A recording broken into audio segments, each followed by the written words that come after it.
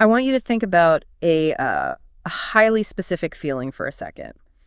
Have you ever experienced a sudden, intense moment of direct knowing? Right, like an instant realization. Exactly. I'm not talking about figuring something out after a long train of deductive thought. I mean a realization that just completely bypasses your normal analytical process. Yeah, where you just absolutely know it to be true. Right. Or perhaps have you ever been sitting in, say, quiet focus and felt a distinct, almost crystalline pressure right in the center of your forehead? It's a very specific physical sensation. It really is. And if you are nodding your head right now, you have already brushed up against the exact phenomenon we are investigating today. It is a profound sensation, honestly. And the source material we were working through today provides an incredibly detailed map for it. Yeah, we're doing a deep dive into a fascinating source text today. We really are. We are looking at a text that breaks down the actual mechanics of the Ajna, which is perhaps the most important and, frankly, the most misunderstood center in the subtle body. Oh, completely misunderstood. By the end of this deep dive, you're going to see how perception and will actually unify into a single action. Which is just wild to think about. But we're skipping right past the basic pop culture definitions today. I mean, if you've been around these topics, you already know that Ganya is commonly called the third eye. Right, which usually just gets reduced to having good intuition or seeing auras. Exactly, and we are throwing out that generic idea entirely. The source text we're analyzing goes so much deeper than that. It refers to this space specifically as the command center of directive knowing. Command center is such a powerful phrase. It is. And to understand how a command center functions, we really need to look at the literal root of the word itself. We do, because words carry a very specific structural geometry, especially in Sanskrit. The linguistics here reveal the actual literal function of the center. So let's break that down. Let's look at the word aya. In Sanskrit, a short a prefix usually denotes negation. You know, think of English words like asymmetrical or amoral. Right, where the a means without. Exactly. Yeah. And because of that, people sometimes mistakenly assume the a in Ajna means ignorance, Yeah. or like an absence of knowing. But the text explicitly corrects this misinterpretation, doesn't it? It does. It points out that it's not a short a, it's a long a. Okay, let's unpack this. What does the long A actually do? A long a serves as an intensifier. It amplifies the root word it attaches to. And the root here is jan, which simply means to know. Oh, wow. So it completely flips the meaning. Okay, so when you fuse the intensifying a with jan, you don't get ignorance. You get a massively amplified state of knowing. You get authoritative knowing. Precisely. Or, as the text translates it, knowing that commands. Knowing that commands. That distinction is huge because if you think about it, our normal experience of knowing something is, well, it's incredibly passive. Right, it's just stored data. Yeah. You know the sky is blue, you know how to ride a bike. It's just archived information sitting in a filing cabinet in your brain, waiting for you to access it. But directive knowing implies a force. It's dynamic. It is entirely dynamic. This is why the text links the Ajna with the guru principle and the power of transmission. Wait, the guru principle? Like a teacher? Well, in this context, the guru principle isn't an external teacher. It is the capacity within your own subtle body to give and receive direct, non-conceptual guidance. It's absolute authority. Exactly. Okay, I was trying to visualize this difference between passive knowledge and an active directive command. What did you come up with? Is it sort of like the difference between reading a paper map versus your car's GPS actively taking control of the steering wheel to route you? That's a really interesting way to look at it. Because with the map, you possess the knowledge of the roads, right? Yeah. But you still have to do all the interpreting and the physical driving yourself. Right, you're still doing the work. But with the Ajna active, the knowing is the steering. I like that. That gets us part of the way there. But let's refine that analogy to match the text a bit closer. Okay, sure. A GPS still relies on an external satellite and a separate engine to move the car. In the Ajna, the insight doesn't just hijack the steering wheel. The insight is the engine. Oh, I see. Yeah, it's the engine, the fuel, and the destination, all at once. It is the precise seat where perception, seeing the truth, and will the action required by that truth become a single unified event. So you aren't separating the observation from the execution. Exactly. They arise simultaneously. Okay, But if this knowing is an active, unified command rather than a passive observation, I mean, that requires an immense amount of energy. A tremendous amount, yes. Right. A command center can't run without a power source. Right. What is actually fueling this? Because the text dives into the tantric mechanics here, and it introduces some terminology that sounds pretty wild at first glance. It does sound esoteric at first. The fuel for this command center is what the text refers to as the refined white drop. The white drop. Right. In the tantric subtle anatomy, this white drop becomes active in the Ajna specifically as living perception. It is the raw material of pure consciousness. But it doesn't operate in a vacuum, right? No, not at all. The text pairs the activation of this white drop with a specific vibrational state called Paishanti Shabda. Okay, Paishanti Shabda. To grasp what Paishanti is, we have to look at how human beings normally process reality. Ordinarily, we experience a strict separation between an object and the meaning of that object. Right. But Paishanti Shabda refers to a profound frequency of sound and vibration where meaning and form are already entirely unified. They have not yet split apart into separate concepts. Okay, here's where it gets really interesting. But wait, hold on. I need to pause you right there because I don't want us to lose the listener in the esoteric weeds. Sure, let's ground it. Because meaning and form are unified sounds incredible on paper, but I'm looking at my coffee cup right now. No. If someone taps a spoon against it, my ears hear acoustic waves. Those waves hit my eardrum, they travel to my auditory cortex, and then my brain processes that noise and decodes it into a recognizable concept. Right, your brain says, that's a spoon hitting a cup. Exactly. The meaning comes after the sound.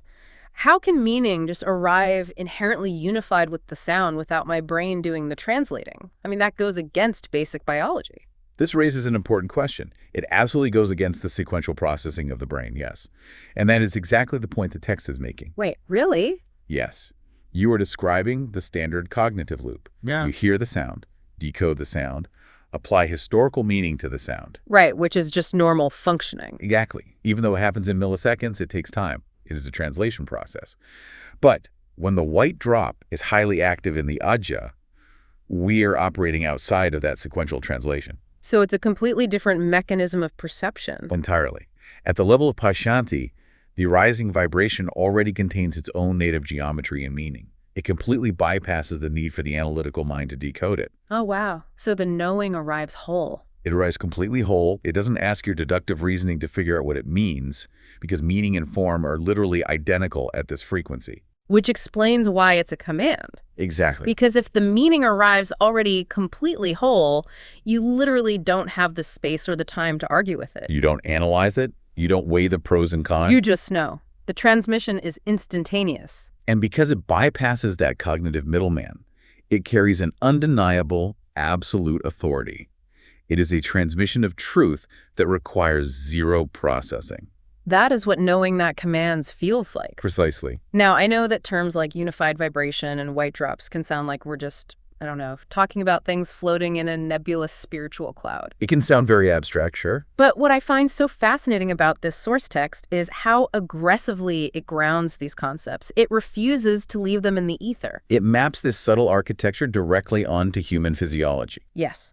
The physiological overlap is arguably the most vital part of the text. What's fascinating here is that if we treat the subtle body as merely symbolic, we miss the practical application entirely.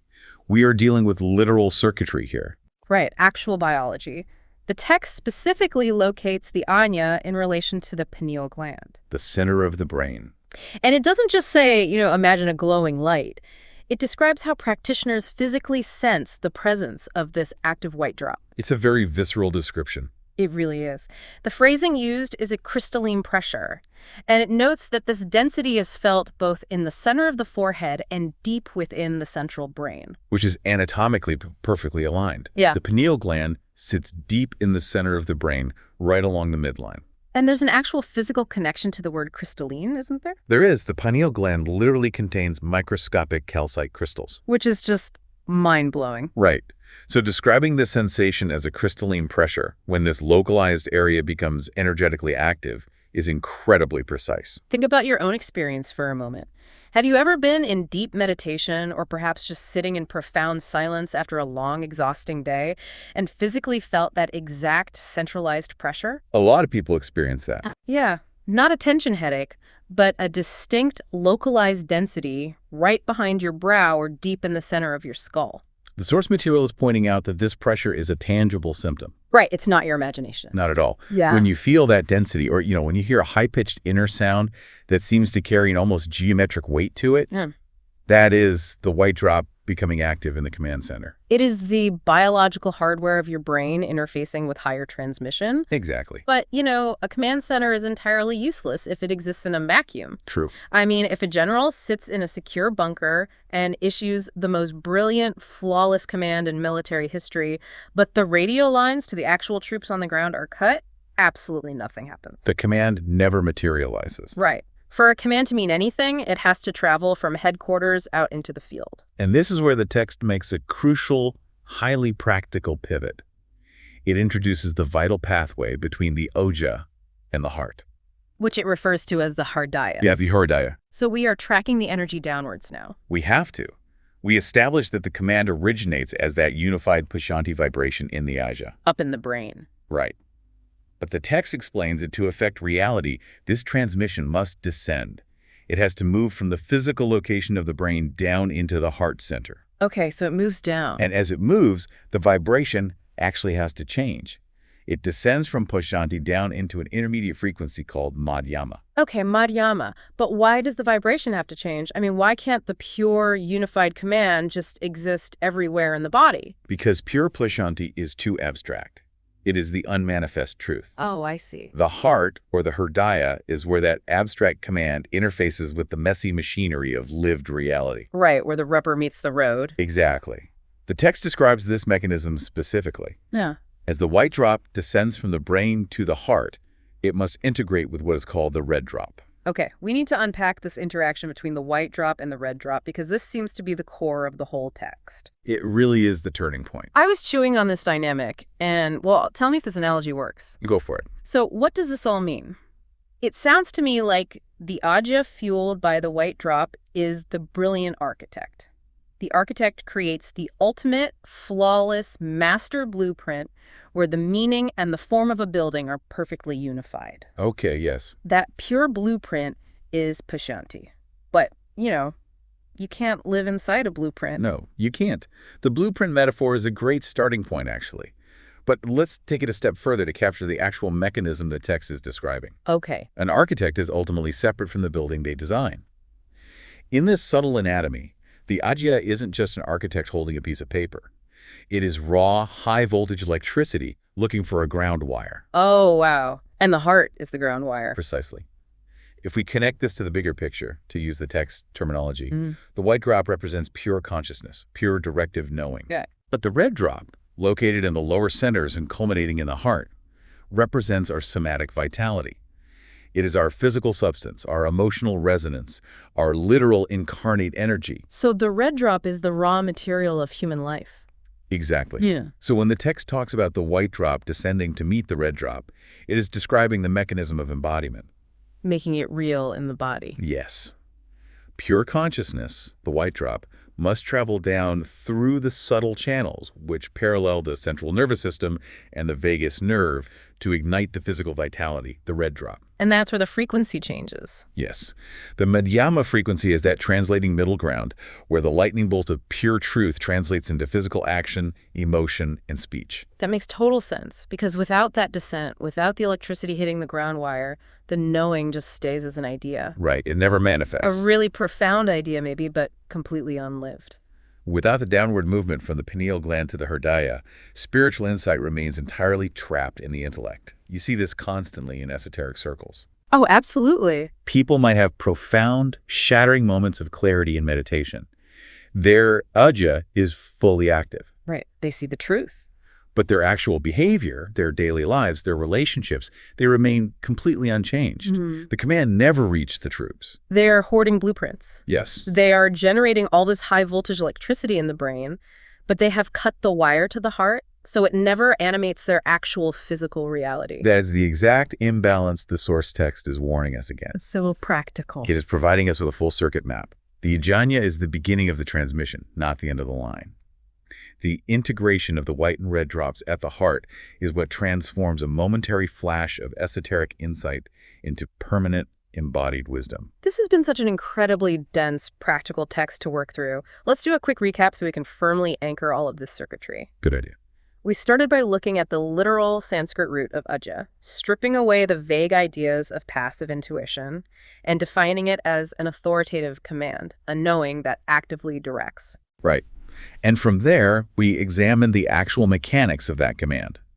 We looked at the refined white drop activating as living perception. The fuel for the engine. Exactly. We explored the reality of Pashanti Shabda, where meaning and form arrive simultaneously, completely bypassing the brain's need for sequential mental translation. We then grounded all of that esoteric theory straight into physical anatomy. We linked it to the pineal gland, the central brain, and that highly recognizable crystalline pressure. The physical sensation of the transmission. Yeah. And finally, we tracked the crucial execution of that command, the downward descent of the white drop from the enya into the heart. The ground wire. We saw how the vibration transitions into Madhyama so that the raw electricity of consciousness can integrate with the red drop. Our physical vitality actually become lived, incarnate reality. It is a phenomenal structural map of human potential. It really is. And, why should you care about all of this? Because understanding this exact circuitry gives you a tangible framework for your own subtle body. It demystifies the experience. It does. It explains why certain moments of direct intuition feel so incredibly physically powerful. It gives you the vocabulary to recognize when actual higher transmission is operating within you, rather than just everyday cognitive thought. And you can actually trace it. Yeah, you can learn to physically trace the pathway from the pressure in your forehead down into the resonance of your chest. You absolutely can. And as we conclude our analysis of these sources, I want to leave you with a final thought to mull over something that pushes the mechanics we've just mapped out into a new direction. Okay, let's hear it. The text beautifully details the profound necessity of the white drop descending to integrate with the red drop in the heart. The electricity must find the ground. Right. But consider this on your own.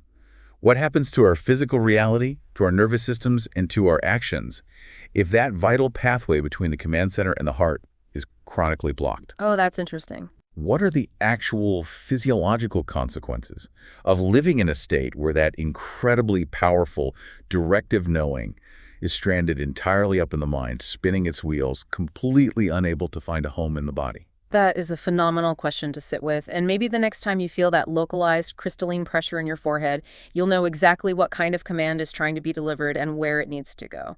Thank you so much for joining us on this deep dive into the architecture of your own perception. It has been a pleasure to explore this map with you. Until next time. If you have ever been to a modern yoga class, or even just listen to a guided meditation, Yeah, the classic dim lighting and incense. Exactly. You have probably been told to, close your eyes, take a deep breath, and focus on your third eye. Right. And when you hear that, you probably picture this soft, glowing, peaceful light just hovering right there in the middle of your forehead. It feels very calming, right? Very passive. Very passive.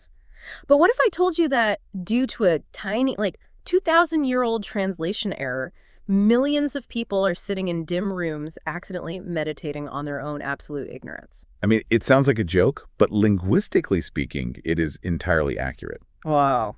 Yeah, the ancient Sanskrit terminology behind these concepts actually demands a level of precision that, well, our modern wellness culture has largely just sanded down. Right, we just kind of gloss over it. We do.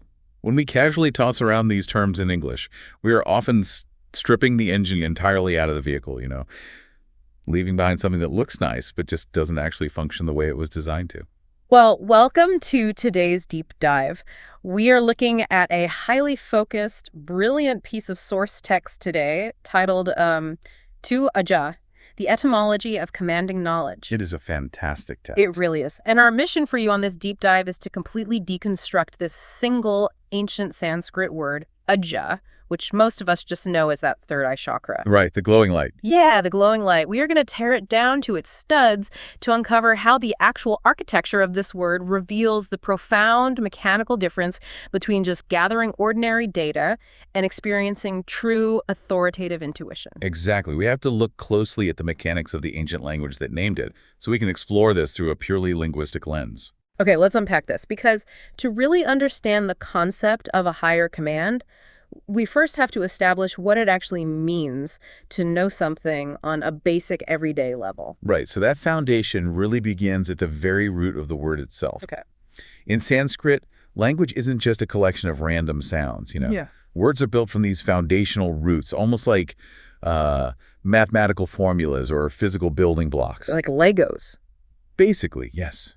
And the root we are dealing with here is jhana. Jhana. Yes. And jhana simply means to know, to perceive, to understand, or to recognize.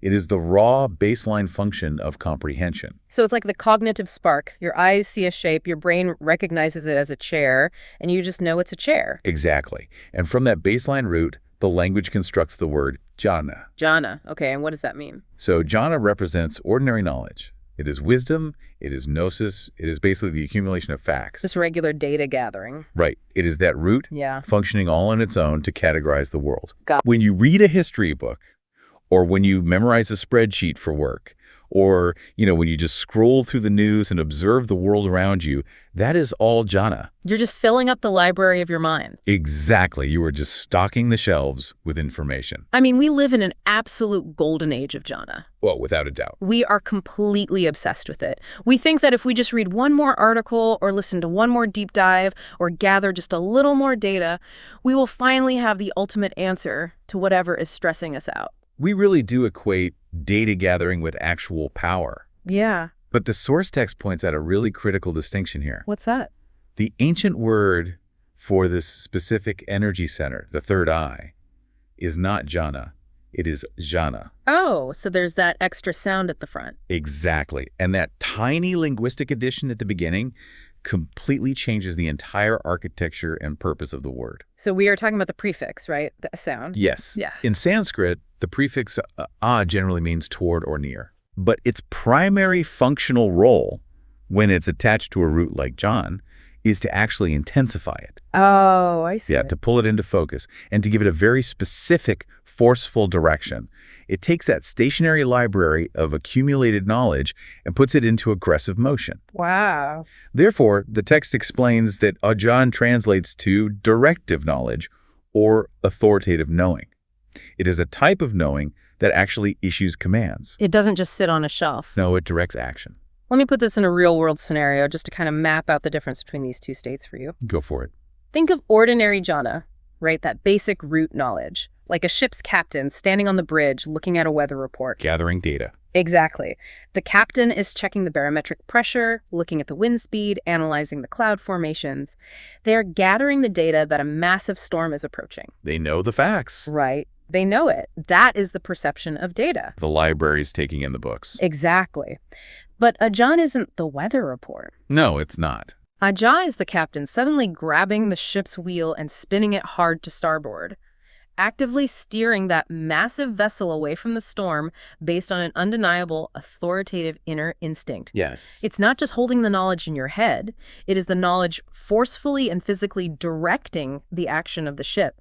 It is knowledge with the power to command. What's fascinating here is that your analogy perfectly mirrors why ancient traditional descriptions of the chakra system don't actually use the term third eye. Oh, really? Yeah. They explicitly call this energy center the command center. The command center. That sounds so much more intense. It is. The text states that Ajna is the literal seat from which higher guidance, insight, and will actually operate. So it is definitely not a passive eye just peacefully watching the universe go by. Not at all. It is a command center issuing directives based on an elevated state of perception. Which completely shatters that whole ambient soft lighting vibe of the modern wellness studio. It really does. It implies a profound level of responsibility. Like if you have a command center, you are supposed to be issuing commands. You're supposed to be driving the ship, not just sitting in the cabin analyzing the maps. Right. It establishes this hierarchy of knowing within the human experience. Okay, break that down. Well, you have the ordinary mind, gathering the facts, doing the hard work of jhana. The spreadsheets and the news articles. Exactly. But then you have a higher authority within you that must ultimately dictate what to actually do with those facts. The data serves the command. The command does not serve the data. Exactly. Understanding that hierarchy is crucial, obviously, but realistically, how does a human being actually interface with this? That is the big question. Right, like how do we tap into that command center? Because before we can even talk about the mechanism of action, we have to navigate that massive linguistic trap hidden in the source material. Oh, the phonetic trap. Yes. This is that 2,000-year-old error I mentioned earlier. And it all hinges on the phonetic tightrope of the Sanskrit letter A. It really is a radical shift in meaning based on just a fraction of a second of breath. It's crazy.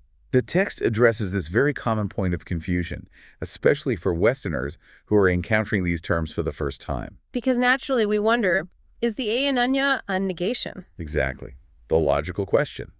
Because in many languages, including Sanskrit, adding an A to the front of a word negates the root. Right. We see this in English all the time. The word typical becomes atypical. Yes, or theist becomes atheist. Yeah. The prefix basically creates a void. It literally means not. And Sanskrit utilizes this exact same grammatical tool. But there's a catch. Yes, a big one. Yeah. The standard Sanskrit negation prefix is a short I. Like a quick sound. Right. It is a quick clipped sound.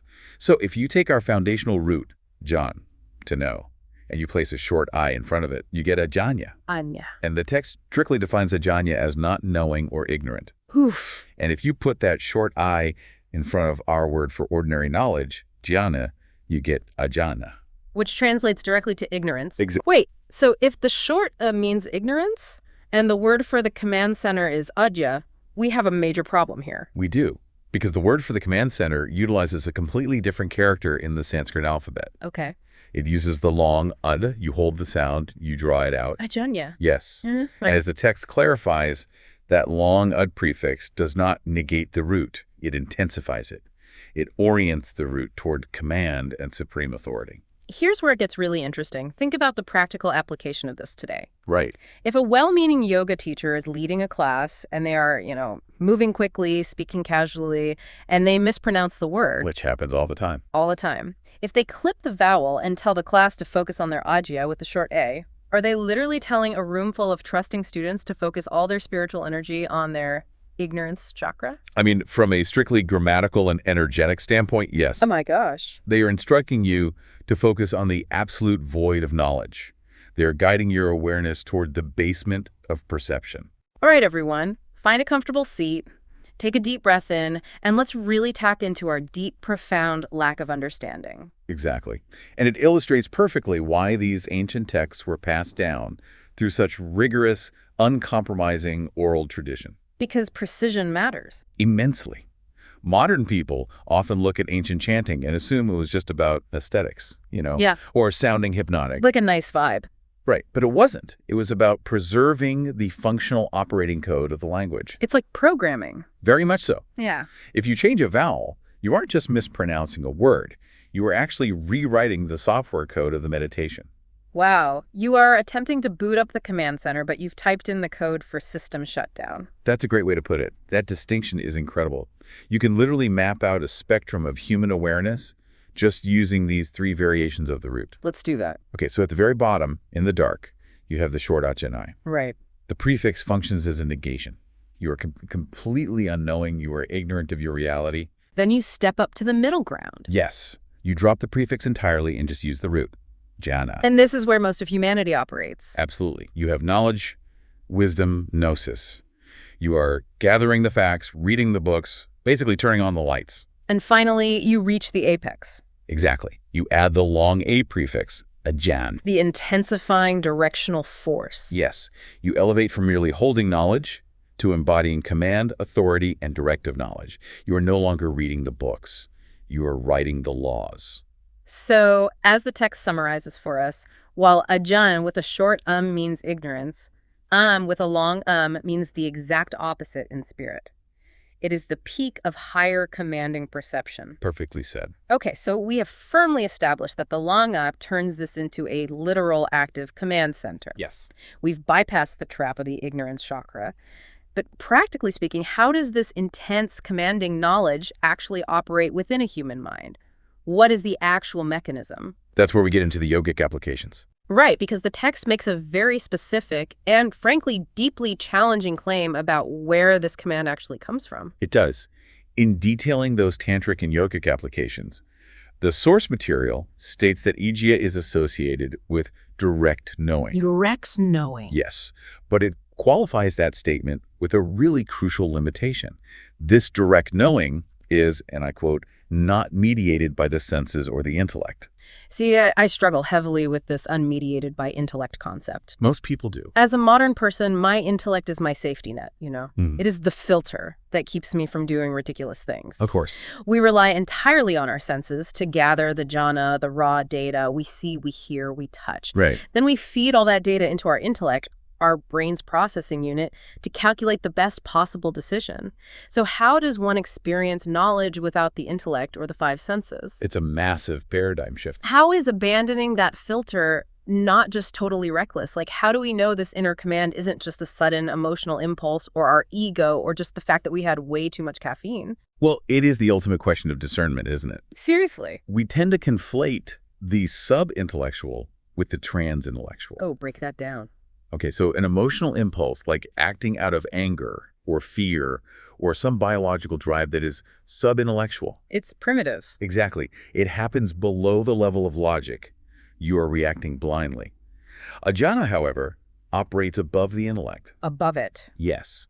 It transcends the logical process, not by abandoning reality, but by grasping reality so completely that the slow, bureaucratic process of intellectual calculation is just no longer necessary. Oh, man. It's the difference between skipping a step because you are careless and skipping a step because you have completely mastered the staircase. That is a brilliant way to phrase it. Let me try an analogy here to see if we can pin down this mechanism of unmediated knowledge. Let's hear it. Think about the difference between learning to drive a car and being an expert driver. When you first get behind the wheel, everything is heavily mediated by the intellect. You are consciously checking your mirrors, calculating the distance to the curb, thinking about how much pressure to put on the brake pedal. You're very in your head. Yes, your intellect is grinding the gears, processing all that jhana. You are operating entirely in the middle ground of the spectrum. Right, but flash forward 10 years. You are driving down the highway and a car suddenly swerves into your lane. Oh, yeah. You do not use your intellect to calculate the trajectory of the vehicle. You don't make a mental pros and cons list about whether you should hit the brakes or turn the wheel. There's no time for a list. Exactly. Your body executes an immediate authoritative command. You swerve, you brake, you avoid the accident. The action was completely unmediated by your conscious intellect. It completely bypassed the processing unit. It was an undeniable instant knowing of what you must do. So, is that muscle memory a physical parallel to what we were talking about here? If we connect this to the bigger picture, that muscle memory is the perfect physical parallel for this spiritual mechanism. Okay. Because when you react on the highway like that, it isn't an emotional impulse. It isn't a random guess. Right. It's not a panic move. No, it is a highly, highly refined, instantaneous command born out of deep alignment. Alignment. Yeah.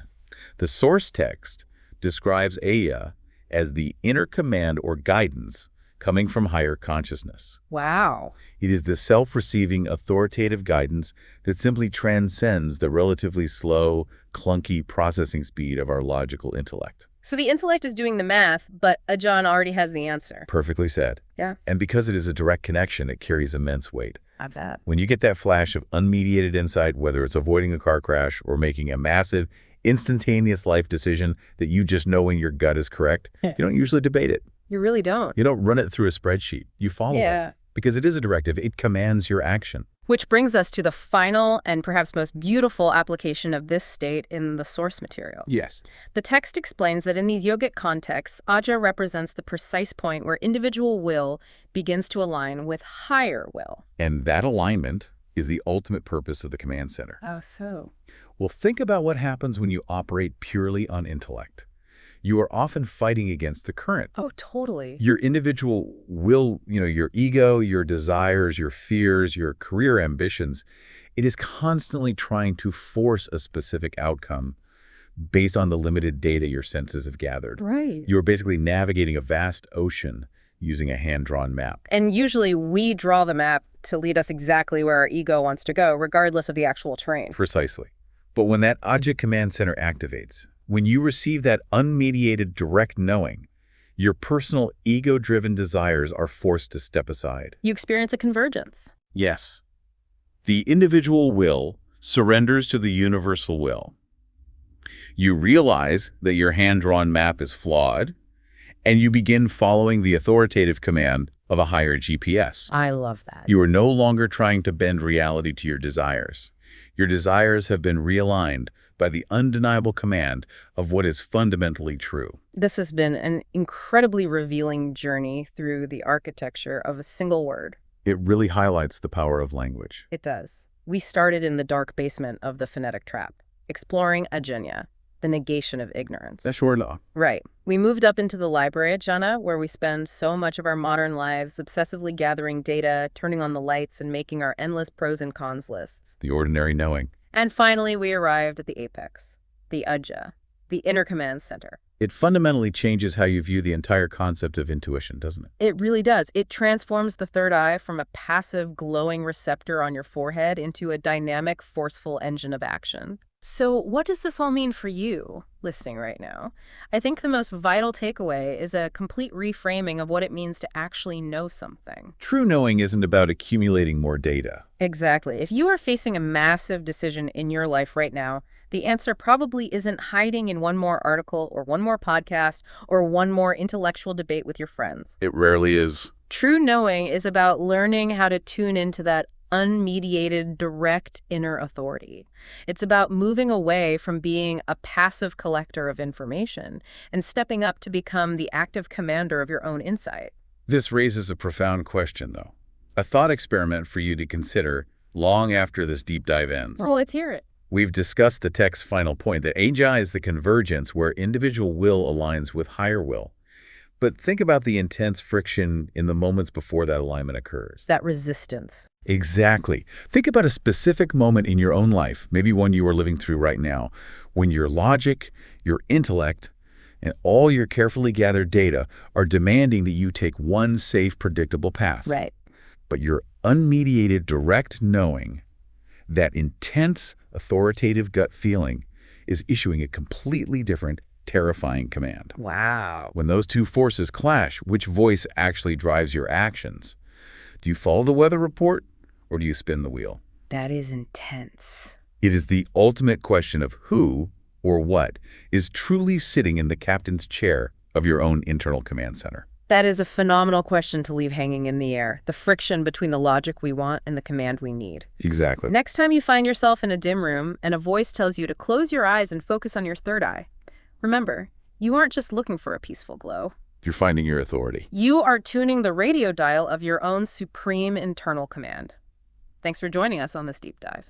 You know, usually when we talk about learning something new, there is this incredibly frustrating gap between knowing what you're supposed to do and, well, actually doing it. Oh, right. The classic theory versus practice problem. Exactly. I mean, think about reading an entire stack of books on, say, the physics of a tennis swing. Yeah. You memorize all the biomechanics, you understand the precise angle the racket is supposed to meet the ball, you know about the kinetic chain of energy, like moving from your feet right up through your hips. Right, your brain possesses all this pristine, perfect knowledge. Yes. But then you step onto the actual court, somebody serves a ball, and your body just completely misfires. You swing late, you hit the net, you just completely miss. Because the knowledge is sequestered safely in your prefrontal cortex. Right. But the physical action happens in a completely different domain. Mm. And the two often act like complete strangers who, just refuse to speak to each other. It's so frustrating. We spend most of our lives trying to build a bridge across that gap. And it takes years of muscle memory to build that bridge. You have the theory, but you have no execution. Yeah, exactly. But what if there was a state of mind or even like a fundamental state of reality where that gap just didn't exist? What if the very act of knowing something was the action itself? That's the big question. It is. And today we are doing a deep dive into an incredibly dense, beautifully complex philosophical excerpt that argues this gap is entirely an illusion. It's a text titled, let me get this right, 3, The Sovereign Command, Gnosis and Spontaneous Perfection. It's just a remarkable piece of writing. It draws so deeply from this synthesis of ancient Eastern traditions. Right, and our mission for you today, for everyone listening, is to decode this exact text. We're going to explore the intersection of ancient tantric philosophies, Dzogchen, and Buddhism to answer a really profound question. Which is, how does reality actually organize itself? Exactly. We are going to take these highly abstract, mystical-sounding ideas and translate them. We want to give you a tangible understanding of how knowing and willing are actually the exact same mechanism. But, before we get too deep into all the terminology, I really want to set a grounding principle for anyone listening right now. Yeah, please do. Because the source text we're drawing from today, it uses some really complex Sanskrit and Tibetan terminology. But the underlying mechanics here, they are universally relevant. Right. It's not just ancient history. No, not at all. We are ultimately talking about how you experience your own reality. Yeah. How intention moves through your life and really the fundamental architecture of your own mind. Okay, so let's start with the text taking a total wrecking ball to a concept a lot of people probably think they already understand. Third eye. Yes, the third eye. The text completely redefines the word Ajna.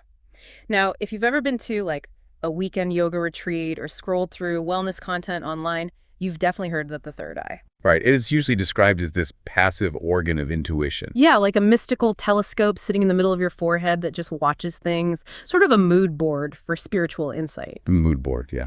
But the text argues that within the Siva Shakta and Kaula Tantric traditions, looking at it as a passive receptor is, it's fundamentally wrong. Yeah, the tantric context radically transforms our understanding of that center. The text is very explicit about this. Ajna is not a passive lens. It is the seat of what is called Icha Shakti. Okay, wait, I need a translation on Icha Shakti. What are we looking at there? So it translates to the power of will. But we really need to distinguish this from ordinary willpower. Like going to the gym. Exactly. When you or I think of willpower, we think of friction. We think of forcing ourselves to go to the gym when we're tired or, resisting a second piece of cake. Right. It's always a struggle. Ordinary will implies a struggle against resistance. But the text is talking about the power of will at its absolute highest octave. Oh. In this specific state of Ajna, will and knowing are no longer separated by that gap we talked about on the tennis court. So they merge. Yeah. When something arises in Ajna, it isn't just a fleeting thought or a desire. The text describes it as a living command. A living command. Right. It's a direct perception that carries the authoritative power to actually move reality. Wow. So it's not just observing a truth. It's a truth that automatically enforces itself simply by existing. Exactly. And the text points out that this is the exact inverse of ignorance, which is called ajna. Okay. How does ordinary ignorance function then? Well, think about it. A lack of knowing leaves you paralyzed or, at best, just sort of stumbling around in the dark. You don't know what to do, so you can't act. Right, you're frozen. But ajna is a state of knowing that has completely overcome that paralysis. Because the knowing is absolute, it possesses directive power. The source material uses this brilliant phrase to summarize it, actually. What's the phrase? It calls it gnosis that commands. Gnosis that commands. Man, that's heavy. And the source actually outlines 3 distinct reasons why this specific energy center is called ajna, right? Which itself literally translates to command. Yeah, let's break those down because they really give us the mechanics of how this all works. Okay, what's the first one? So first, the text states, it is the place where the guru's transmission is received. But importantly, it isn't received as like a piece of helpful advice. Not just a good idea. It lands as an inner command. It instantly rewrites the internal architecture of the practitioner. Okay, so it's not a suggestion box. It's like a software update that immediately reboots the system. That is a highly accurate way to frame it, actually. Nice. Okay, what's the second reason? Second, it is the point where the practitioner's own personal will essentially merges with and begins to function as an extension of the divine will. Oh, wow. Yeah, the text refers to this divine will as Isvara Icha. So your personal ego-driven desires, like what you want for dinner or your career ambitions. The mundane stuff. Right, those drop away. And your actions are suddenly fueled by a much larger universal current. That makes sense. And the third reason? The third is that it is the center through which spontaneous, non-dual activity can arise entirely without passing through the filter of the egoic mind. Meaning you act perfectly without having the intervening thought like, I am doing this. Okay, wait, let me make sure I'm visualizing this correctly because those are 3 massive philosophical pillars. They are. So if your ordinary passive intuition is like reading a map where you see the route, but you still have to physically put the car in drive, grip the steering wheel, and hit the gas. Mm-hmm. Ajna is like the GPS physically taking the wheel and driving the car for you. The knowledge of the route and the physical driving are the exact same event. Yes. The knowledge does not wait for a secondary mechanism of action. The knowing enacts the doing. The map drives the car. But this is where I start to hit a logical wall with the source material. Oh, where's the friction? Well, we're talking about non-dual traditions here, right? Systems that believe everything is fundamentally one seamless whole. Correct. But the very word command inherently requires a split. It requires a hierarchy. You need a general giving an order and a soldier receiving it. A duality. Exactly. A Yeah. programmer coding the GPS and the car following the code. If reality is one non-dual whole, who is giving the order and who is taking it? Like, how can reality be non-dual if it's taking orders? See, that paradox is the exact friction the text highlights. And the source points out a fascinating cultural nuance regarding this specific problem. Really? What kind of nuance? Well, the Vajrayana Buddhist traditions actually go out of their way to avoid using the word command for the exact reason you just stumbled on. Because it sounds like there's a boss pulling the strings. Precisely. To them, the word command sounds far too theistic. It implies a localized, separate entity, like a literal god sitting outside the universe barking orders at the material world. Which would completely violate their core premise of non-duality. So how do they explain this GPS phenomenon then, where knowledge drives action without a driver? This is where the text brings in the Dzogchen tradition, and specifically their concept of Rigpa. Rigpa, okay. The author argues that even if the Vajrayana traditions avoid the word command, the function of a command is absolutely present in their system. How so? Usually, Rigpa is loosely translated into English as a pure, empty awareness, just like a blank screen of consciousness. But the source text pushes back on that. It's not blank. No, Rigpa is not a blank screen. It is knowing that knows how to move. It possesses intrinsic directionality. It has responsiveness. Oh, so it's an awareness that naturally organizes things. Exactly. And to explain how that organization happens without a boss, the text references a concept called Lund-Grub, which translates to spontaneous self-perfection. Spontaneous self-perfection. I think I need a real-world example of what that looks like, because spontaneous sounds like random chaos, but perfection implies rigid order. That's a great point. Think about a flock of starlings in the sky. A murmuration. Oh, yeah, those are beautiful. Right, you have thousands of birds moving in these incredibly complex, fluid, sweeping patterns. They turn at the exact same millisecond. They form these massive swirling shapes. Now, let me ask you, is there one general bird at the front of the flock barking orders on a tiny radio? No, obviously not. Right. There is no commander, and yet there is absolute command. I see. The instruction for how to move isn't coming from outside the flock. It is inherent in the relational structure of the birds themselves. Wow. The movement of the flock isn't random chaos, but it also isn't planned out on a whiteboard beforehand. It carries an intrinsic command that structures its appearance without any effort or localized boss. And that is Lund-Grub? Yes, spontaneous self-perfection.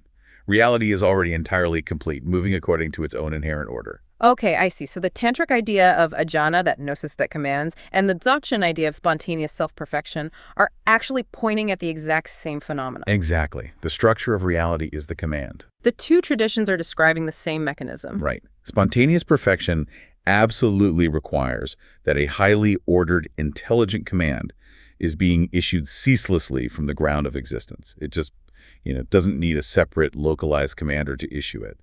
Okay, I'm following the murmuration analogy. I really like that. Yeah.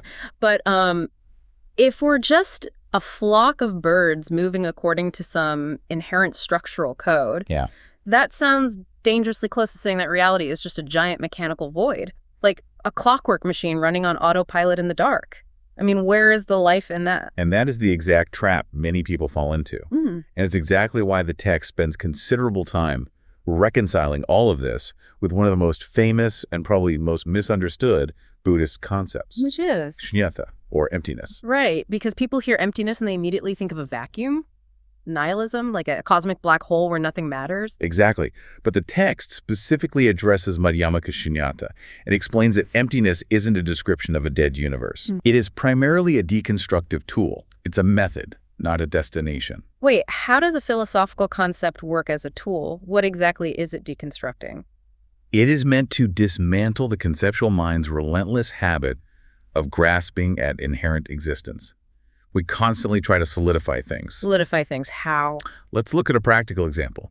Imagine you're about to give a major public speech, and you're terrified. Easy to imagine. Right. Your mind creates a very solid, rigid concept of me, this fragile ego that is going to fail.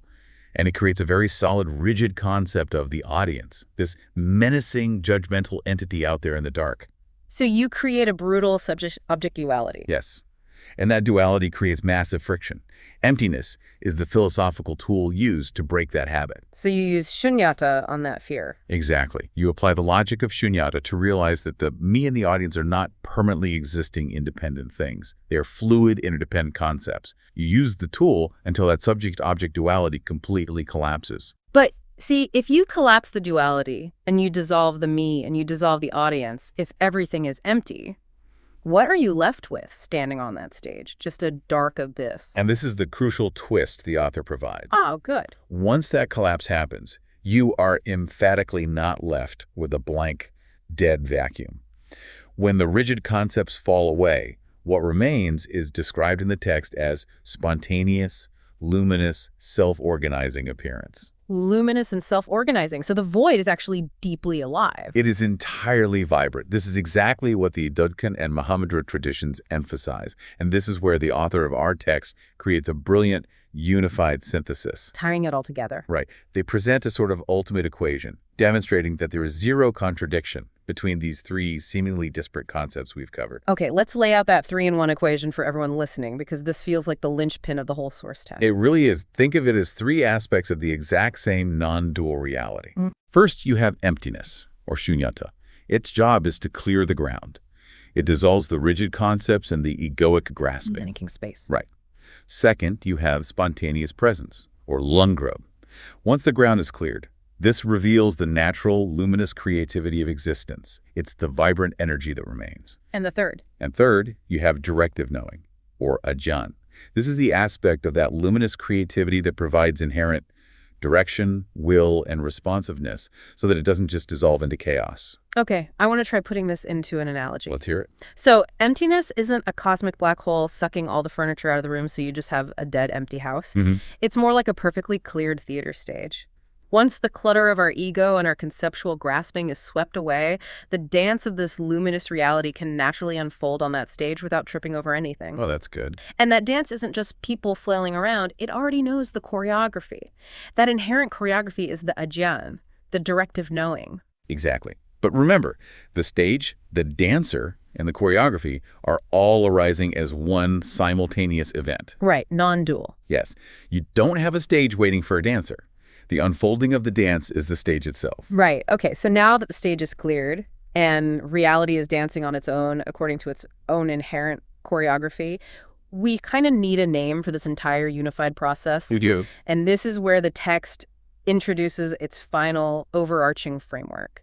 The author refers to something called the Dausal code system. Yeah, the author brings in the Dausal code system to provide a capstone term that encapsulates everything we've unpacked today. All the traditions. Right. The tantric Ajna, the Daushan spontaneous perfection, the Buddhist emptiness. They tie all of these mechanisms together under one specific unifying phrase. And what's the phrase? The Legoic command. The Legoic command. Okay, how does the text define what that actually is? It defines the Legoic command as the ceaseless transmission arising from the ground of existence that structures reality. And again, importantly, it accomplishes this structuring entirely without the need for a separate commander. It is the ultimate unified expression of that gnosis that commands. But, you know, I'm still trying to visualize how the Legoic command structures reality. Like, if it isn't a boss giving orders, how does the command physically manifest?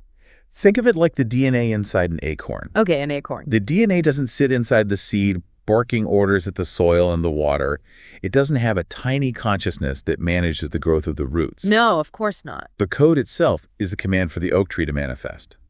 When the conditions are right, when there is soil, water, and sunlight, the command simply unfolds perfectly. It draws the necessary elements into its own structure. Wow. The Legoic command is the intelligence of the universe unfolding itself perfectly, moment by moment, encoded in the very fabric of existence. Okay, so Bringing this out of the realm of abstract philosophy and right down to the daily life of whoever's listening right now. Let's do it. We've covered tantric inner commands, Tibetan murmurations, and this grand logoic command. If this code is constantly structuring reality in a state of spontaneous perfection, what does this mean for our daily struggles? It changes everything about them. I mean, is the stress we feel, our anxiety about the future, our constant need to manage everything, is all of that just us fighting against this natural current? Yes. Are we suffering simply because our ego is trying to rewrite the logoic command? That is the direct implication, yeah. We suffer because we attempt to be the commander. We try to force the fluid, luminous reality to match our rigid conceptual map. Oh, man. We're basically sitting in the passenger seat trying to rip the steering wheel away from the GPS. That is such a vivid way to put it. The struggle isn't about lacking the strength to control reality. The struggle is the exhausting illusion that we need to control it in the first place. So the ultimate goal, then, is getting our egoic will out of the way so this natural, spontaneous perfection can flow through us. Well, let's do a quick recap of the massive ground we've covered in this deep dive today. Sounds good. We started by completely redefining the concept of the third eye, moving it from a passive window of intuition to an active living command known as Ajna, where knowing a thing and willing it into existence are the exact same mechanism. Right. And then we explored how reality manages to move spontaneously without needing a boss, using the Dzogchen concept of Lungrub. The starlings. Exactly, seeing that the structure itself is the command, much like that flock of birds. From there, we realized that the Buddhist concept of emptiness, or shunyata, isn't a dead void. It's a cleared stage that allows for luminous creativity. And finally, we saw how all these ancient mechanisms unify under the overarching architecture of the logoic command, the inherent DNA of reality unfolding itself. It really is a profound paradigm shift in how we view our place within the universe. And actually, I want to leave you with one final unmentioned implication to really ponder on your own after this deep dive ends. Ooh, what is it? We've been discussing grand cosmic structures and philosophical frameworks, but bring this all the way back to your own deepest level of personal awareness. Think about those rare, beautiful moments in your life of pure flow state. Oh, like those moments where you are painting or writing code or playing a sport or even just having a deeply connected conversation where the right words just come to you effortlessly. Exactly. Moments where there is no friction. We conventionally view those flow states as moments when we are doing something extraordinary. Right. We think our ego is performing at its absolute peak. But what if that perspective is completely backward? Backward how? If our deepest awareness naturally operates as an extension of this logoic command, then flow states aren't moments of intense personal achievement. They aren't. No, they might simply be the rare, brief moments where you become completely transparent. Moments where you dropped your conceptual map, stopped trying to be the commander, and allowed the universe's inherent commanderless reality to structure itself through you. Oh, wow. What if your greatest, most creative achievements are simply the moments you successfully managed to get entirely out of your own way? It recasts everything we think we know about human potential. It really does. It turns out bridging that frustrating gap between knowing and doing on the tennis court isn't about gritting your teeth and trying harder. It's about realizing that at the deepest level, the gap was an illusion all along. Exactly. Well, thank you so much for joining us on this deep dive into the architecture of reality. We warmly invite you to take these concepts with you today and keep exploring the incredible, spontaneous nature of your own awareness. So imagine you're driving on the highway at 70 miles an hour. Okay, setting the scene. Right. And the car ahead of you suddenly just slams on its brakes. That's a terrifying moment. It is. And your brain sees the bright red lights. It processes the immediate danger, decides it needs to act, and finally tells your right foot to hit your own brake pedal. Right, that whole chain reaction. Exactly. And that entire sequence takes a fraction of a second. But what if you could eliminate that fraction entirely? What if the act of seeing the danger and the physical act of hitting the brake were the exact same cognitive event? Man, that microscopic lag time, it basically dictates our entire human experience. Yeah. I mean, cause and effect, perception, then action. We navigate almost every single moment of our lives in that tiny gap between taking in the world and deciding what to do about it. We really do. We just treat it as an inescapable biological law, you know? We do. But today, we are taking you, the listener, on a custom-tailored deep dive into an esoteric text that honestly just shatters that assumption. Oh, completely shatters it. The text is titled 4, Ajna, the sovereign seat of perception and will. And our mission today is to completely dismantle the modern pop culture cliches you might have heard about the third eye. Which there are a lot of. So many. We are looking past the superficial wellness trends to understand this really radical anatomical map of human consciousness. And that feels incredibly necessary because, well, if you spend any time in modern esoteric circles, the third eye, or Ajna, is almost exclusively treated as a center for psychic visions. Right, like a magic crystal ball. Exactly. It gets reduced to this mystical television set in your forehead where you just, sit cross-legged on a cushion and wait for intuitive downloads to appear. Which honestly sounds incredibly passive. Very passive. But classical Tantra defines it completely differently. It defines Ajna as the ultimate shortcut. It is the precise location in our subtle anatomy where knowing something and doing something fuse into one action. A total fusion. Okay, let's unpack this. Because to really grasp how wild this concept is, we have to look at how the rest of the body operates under this framework. Right, we need the baseline. Yeah, according to the text, in the lower energetic centers of the body, perception, which they call jnana, and will, which they call isha, are totally separated. They're completely isolated from one another. Right. In the tantric view, when your awareness is anchored in those lower centers, you're trapped in that two-step sequence we talked about with the braking car. The lag. Yes, the lag. Yeah. You perceive an object or a situation. That's the jnana aspect. Pure data gathering. Just input. Exactly. Then, as a secondary reaction, you form a desire, an aversion, or an intention about it. And that is the icha aspect, the will. Let's ground that in a daily scenario for you guys listening. So you see a slice of cake on a counter. A classic dilemma. Right. The jhana is the visual input. Chocolate frosting, yellow sponge. It's neutral data. Just fact. But then the signal travels and the icha kicks in. You start deliberating. Like, do I want it? I shouldn't eat it. I'm on a diet, but I had a really hard day. And that buffer zone is where all the deliberation happens. And honestly, it seems like that gap is where almost all human neurosis lives. Oh, absolutely. That buffer zone is the birthplace of anxiety. Wow. Yeah. In that space between perception and will, doubt just takes root. Hesitation distorts the data. Your emotional history, your insecurities, your physiological cravings, they all just hijack the steering wheel. It's a crowded space. Very. But the text explains that at the level of the Ajna center, this agonizing division just collapses. It just goes away. Completely. When consciousness operates from this specific seat, what you see in a pure non-dual sense is already fully charged with directive power. Perception itself becomes the will. That is a massive conceptual leap to wrap your head around. It makes me think of like an elite master athlete. Oh, that's a great comparison. Or maybe a virtuoso jazz musician when they drop into a pure flow state. If you ask a master point guard in basketball how they manage to thread a split-second pass through 3 defenders, they won't describe a sequence. No, they can't. Right. They won't say, well, I perceived the spatial coordinates of my teammate, and then I consciously willed my arm muscles to throw the ball. I mean, if they did that, they would get the ball stolen every single time. Yes. That 2-step process is fundamentally too slow. Way too slow. In that flow state, seeing the opening and making the pass aren't 2 separate cognitive steps. The seeing is the doing. The knowing of the spatial geometry of the core is the action of the pass. Exactly. And that analogy maps beautifully onto what classical Tantra is describing here. When awareness is stabilized at Ajna, deliberation just vanishes. No more inner committee meetings. Right, you're no longer forming committees in your mind to decide on a course of action. And this brings us to a really crucial concept in the text, the guru principle. Oh, I was really hoping we would touch on that. Because we usually think of a guru as an external teacher. A person sitting on a stage giving a lecture. Right. But the text emphasizes that when a transmission lands at this specific center, it is an internal mechanic. It's entirely internal. It isn't just giving you data to ponder.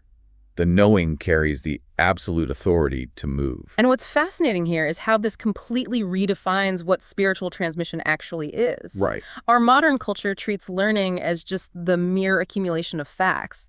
But the guru principle at the level of Ajna is about the transmission of authority. Authority, wow. Yeah, I mean, Ajna translates literally to command. It's the seat of the inner command.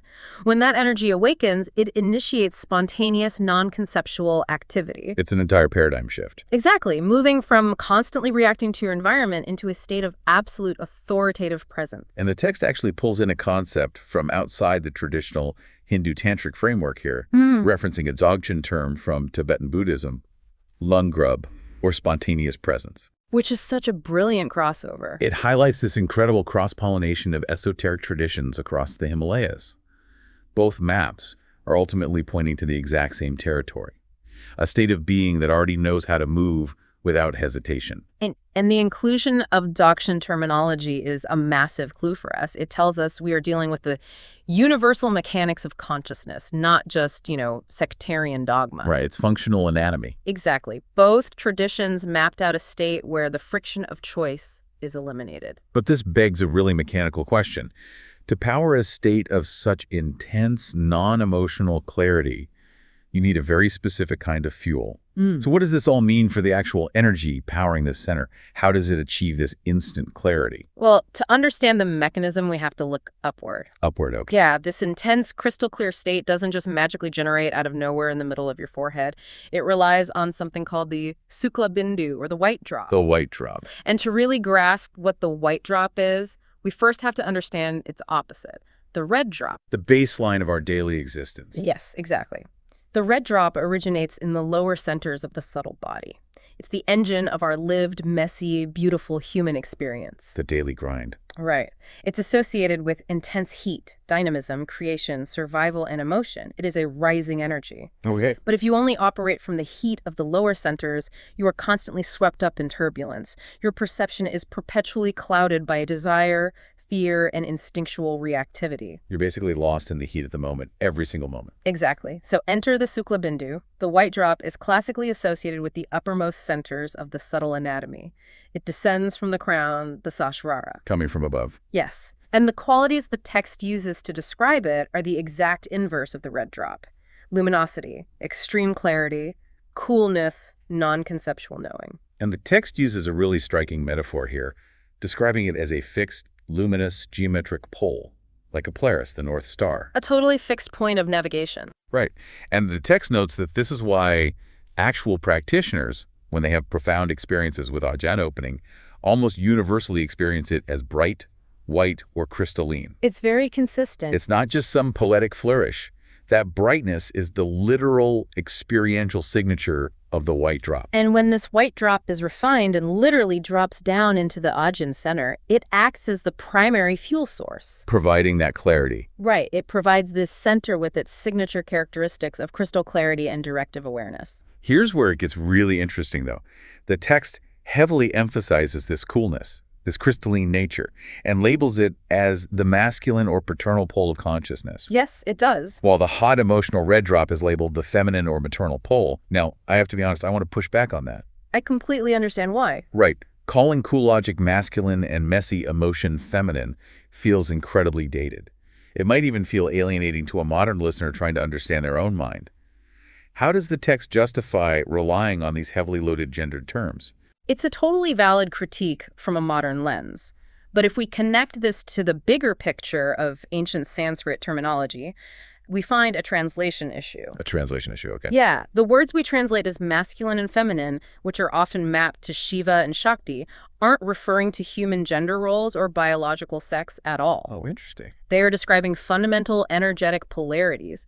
In this framework, Shiva represents the unmoving, pure awareness, the canvas. Okay. And Shakti represents the dynamic, creative energy, the paint. So it's less about men and women and more about the interplay between structure and movement, the unmoving observer versus the dynamic force of nature. It is entirely about polarity. To create the reality we experience, you need both. Right. If you only have the unmoving canvas, nothing happens. You only have the chaotic splashing of paint without a canvas to catch it, you just have a mess. So what happens when this cool, luminous, descending white drop meets that rising, hot, dynamic red drop? When they meet and stabilize specifically at the Ajna center, an incredible alchemy occurs. It makes me think of forging a steel sword. Oh, I like that. Like, you start with this raw, glowing hot metal. That's the red drop. The heat is absolutely necessary because it makes the material dynamic and malleable. Right, you can't forge cold steel. Exactly. But if it just stays hot, it's useless as a tool. It'll just bend and lose its edge. It needs to be quenched. Yes. You plunge it into cold water or oil. The cool, structuring element of the white drop. That rapid cooling tempers the metal, locking all that dynamic energy into an unbreakable, crystalline structure. That perfectly captures the mechanism. The heat and dynamism of the red drop is tempered and given supreme structure by the crystal clarity of the white drop. It becomes a tool.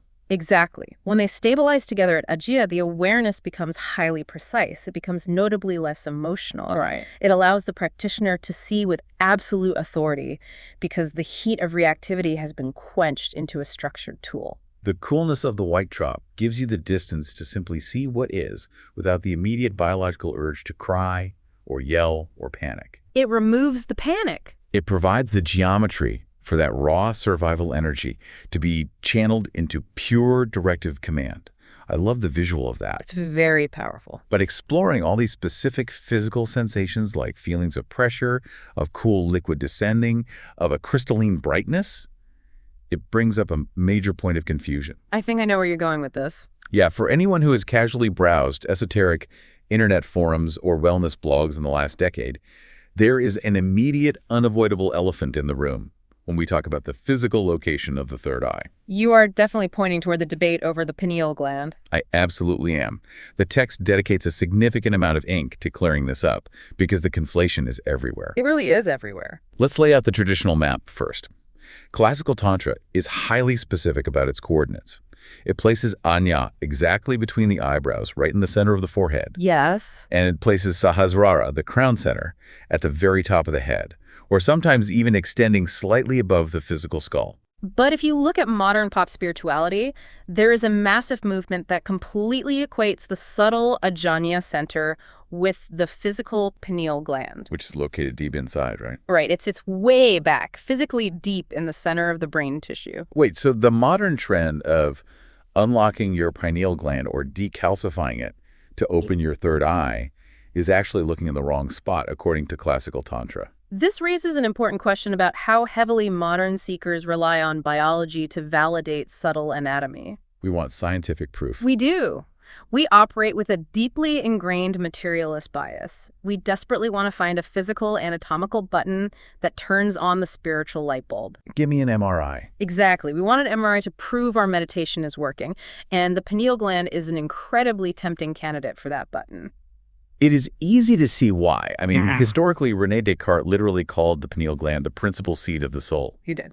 Plus, physiologically, it regulates melatonin and our circadian rhythms, so it's biologically linked to light, dark, sleep, and waking states. Which sounds very third eye adjacent. Exactly. And then you have all those speculative, highly debated theories from people like Rick Strassman about the gland producing endogenous DMT, the spirit molecule, during birth, death, and mystical states. Right, the DMT connection. A modern Western mind looks at all that biological data and says, bingo, we found the hidden third eye. It makes complete logical sense from a Western framework. But the text is explicit. From a classical tantric perspective, conflating the pineal gland entirely with Ajna is a fundamental error. A total error. Yes. The pineal gland is not the sovereign seat of command. It is instead a transitional zone. It corresponds more closely to the upper aspect of Ajna, or the lowest anatomical aspect of the crown center, Sahasrara. Okay, if we look at this subtle body like an electrical grid, the pineal gland wouldn't be the power plant, and it wouldn't be the light bulb. Right. It acts more like a transformer on a telephone pole. It sits in the middle, taking the massive high-voltage current of the subtle energy, the white drop descending from the crown, and stepping it down into a lower voltage that the physical house can actually use. Yes. It translates subtle energy shifts into biological hormone responses.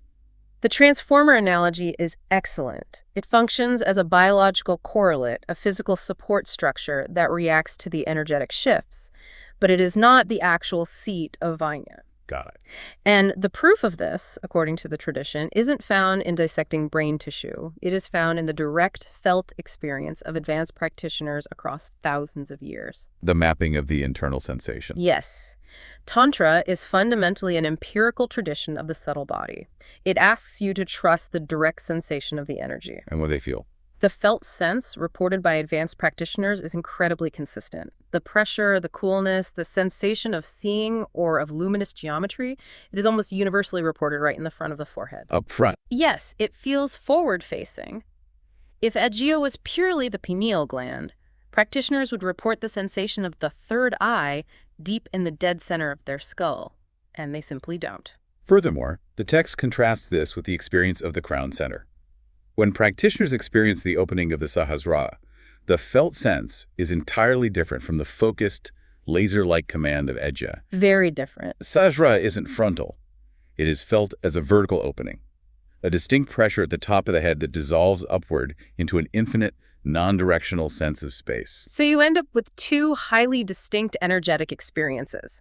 Ajna in the front, which is crystalline, laser-focused, structured, and commanding. Right. And Sahasrara at the top, which is vertical, spacious, boundless, and radically opening. And the pineal gland. The physical pineal gland is just sitting deep in the dark brain tissue somewhere in the territory between them, reacting to the weather patterns they create. But it is not the command center itself. This entire exploration completely flips the script on what it means to be intuitive or to have an open third eye. It really does. It isn't about retreating from the world into a state of vague, floaty, psychic phenomena. It's almost aggressively practical.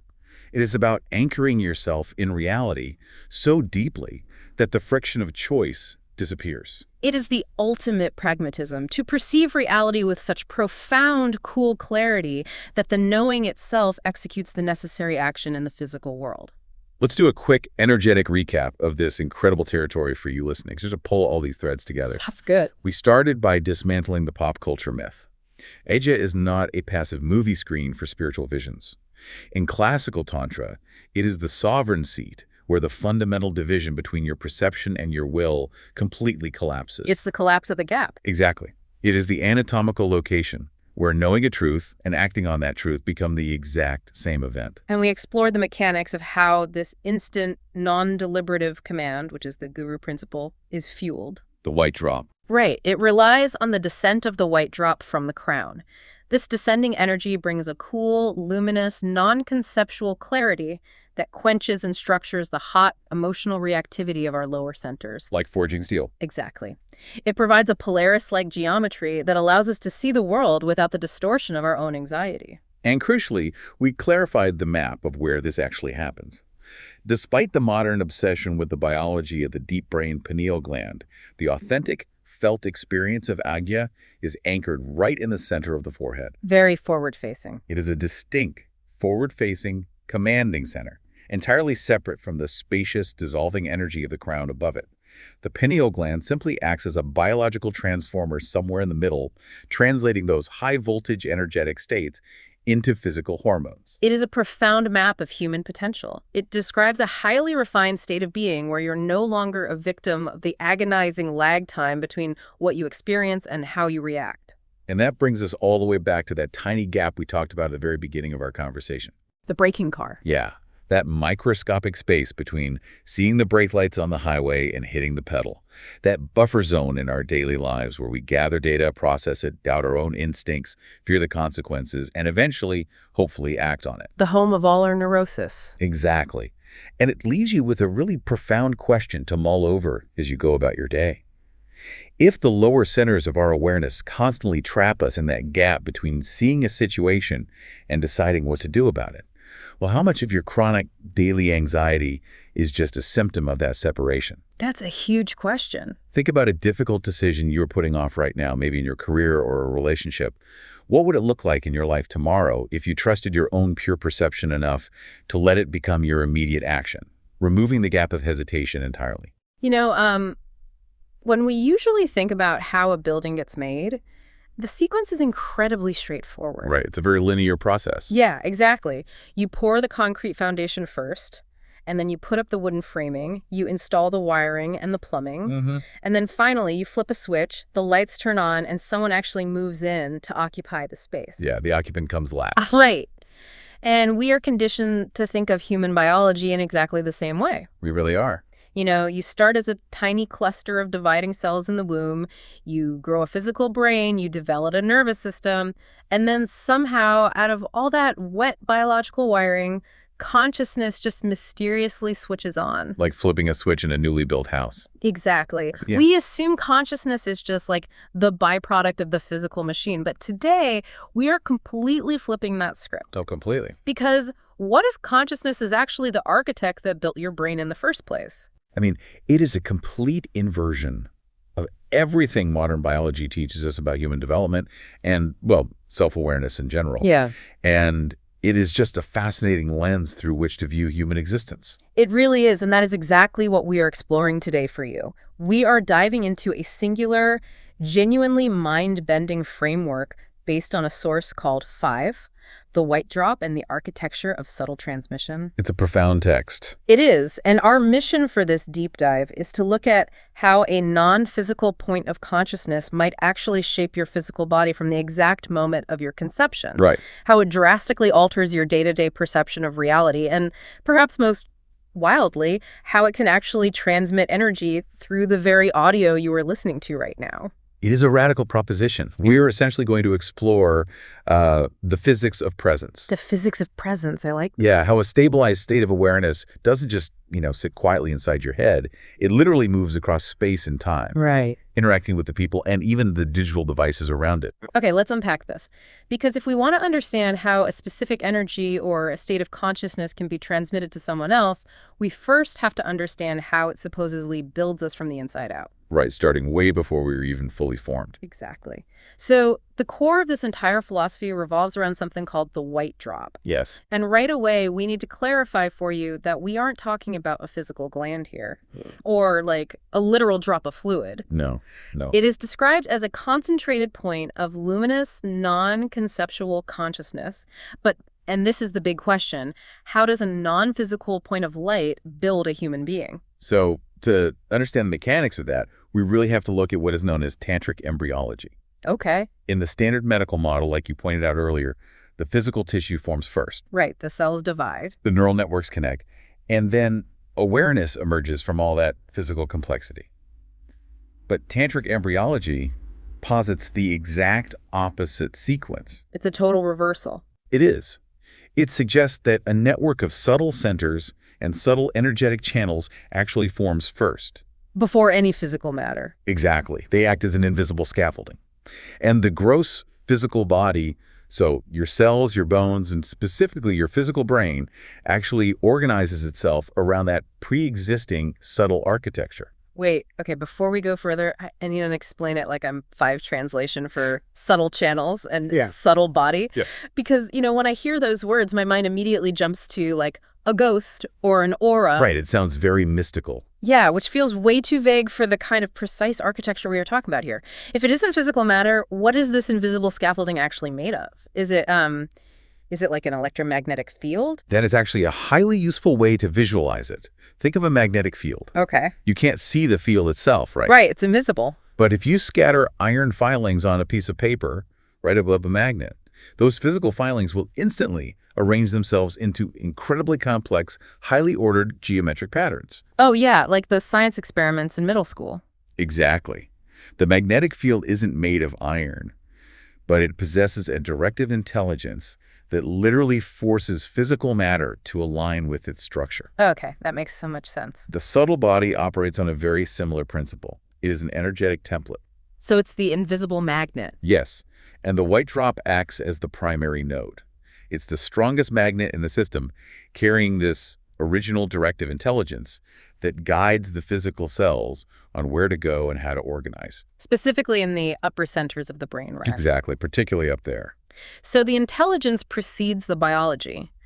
The blueprint is pulling the physical bricks into place. That's a great way to put it. That makes sense. Now, once the house is actually built, once the physical body is fully formed and you're an adult, where does this white drop live? Well, Because my understanding from the source is that it doesn't just sit in one static place, like your liver or your heart. correct. It doesn't. It is fluid. But its refined energy tends to concentrate in specific regions to govern different functions. Okay. Once the biological system matures, the deepest concentration of this refined white drop energy basically settles in the region of the pineal gland. Which is right in the center of the brain. Right, dead center.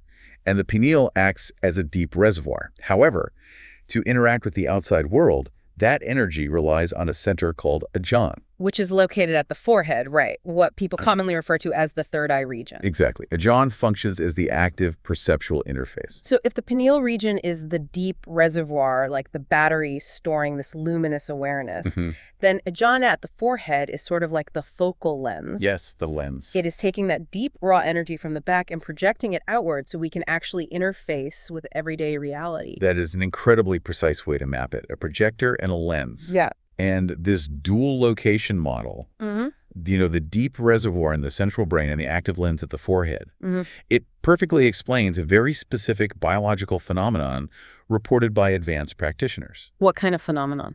Well, when this energetic architecture is highly activated, they report feeling a pristine, clear awareness right at the front of the forehead. Okay. But simultaneously, they experience a distinct, cool, crystalline pressure moving straight through the center of their physical brain. Oh, wow. Yeah, it literally feels like a localized physical weight. Okay, but I have to push back here. Sure. Because this is exactly where my logical brain starts tripping over the mechanics of this whole framework. How so? Well, we established right out of the gate that the white drop and this entire subtle scaffolding are strictly non-physical. Right. They are an invisible blueprint.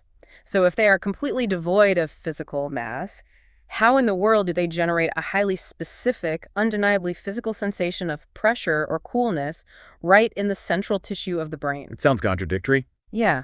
How does a non-physical magnetic field physically push against biological bricks? What's fascinating here is the precise nature of how a high-frequency subtle energy actually interfaces with gross biological matter. Okay. We really have to reconsider what the human nervous system actually is. What do you mean?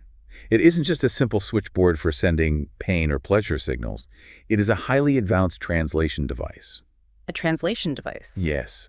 When the subtle channels become flooded with this intensely concentrated, luminous consciousness, it creates a kind of subtle friction, a profound resonance. Like a speaker vibrating when you pump way too much bass through it? Exactly like that.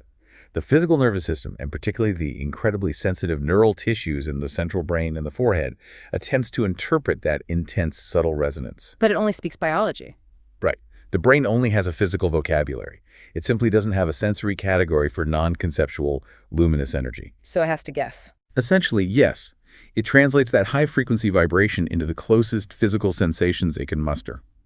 It interprets the intense coherence as a crystalline coolness. Oh, I see. And it interprets the sheer density of the energy as physical pressure. The invisible blueprint isn't literally pushing on the physical tissue. The tissue is vibrating in resonance with the blueprint. Exactly. Oh. And the brain reads that intense vibration as weight. That is a brilliant translation mechanism. It's taking a frequency we don't have a biological hardware to process directly and converting it into a physical feeling we do understand. It's remarkably efficient, yeah. Okay, so we have this incredible architecture laid out. We have the deep reservoir in the pineal and the active focal lens at Ajna in the forehead. The whole system is online. Right. So now we need to look at the day-to-day reality of this.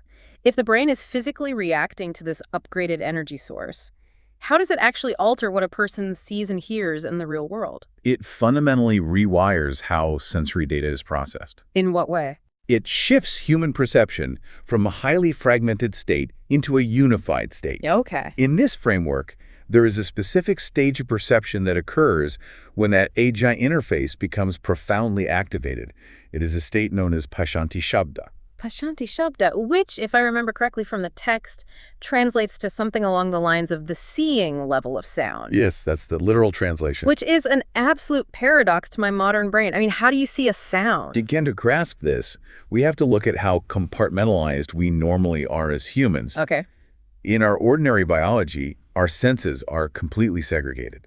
Light hits your retina, sound waves hit your eardrum, and tactile pressure hits your skin. Right. totally different pathways. Exactly. These signals are routed through totally different neural pathways and then finally stitched together in the cortex to create your concept of the room you are sitting in right now. So we're always experiencing like a slight delay. Yes, it is a delayed, manually assembled version of reality. But at the level of Pasyanti Shabda, there is a profound integration happening before the senses ever split. Before they split. Yes. The raw luminosity of the white drop and the subtle vibration of the universe merge entirely. So you are perceiving the raw data of reality before the brain's sorting facility chops it up into separate sensory buckets. That's a perfect way to describe it. The analogy that immediately jumps to mind for me is a very profound, almost spiritual synesthesia. Oh, that's interesting. Like, imagine you are a master conductor looking at a complex sheet of musical notation. Because you are a master, you don't have to conceptually read the notes one by one. You're not manually translating them. Right. You aren't translating a black dot on a line into the intellectual idea of an F sharp or a B flat. You just look at the visual page, and you instantly and effortlessly hear the entire symphony playing in your mind. The visual is the audio. Yes, the visual input carries the total audio reality. That is a really strong analogy, but we actually have to take it one step further. Oh, really? Because even a master conductor is still relying on learned concepts. I mean, they had to learn what an F sharp was at some point in their life. Fair point. In the state of Pasyanti Shabda, the integration happens entirely without conceptual thought.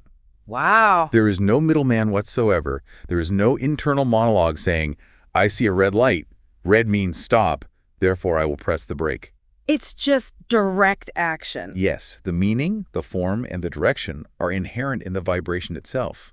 The knowing is direct and immediate. That's incredible. This is exactly why individuals who fully open this center report experiencing the world around them as a combination of geometric light and coherent inner sound. The light literally is the sound. And the sound is the light. But again, I need to ground this in practical reality for a second. Sure. If someone has highly stabilized this energy and they are walking around experiencing the universe as, undivided geometric light and coherent inner sound, entirely devoid of conceptual thought. Yes. How do they survive in a modern city? Yeah. I mean, how do you order a coffee or navigate a busy intersection or do your taxes when you are tasting the light and seeing the sound of the traffic?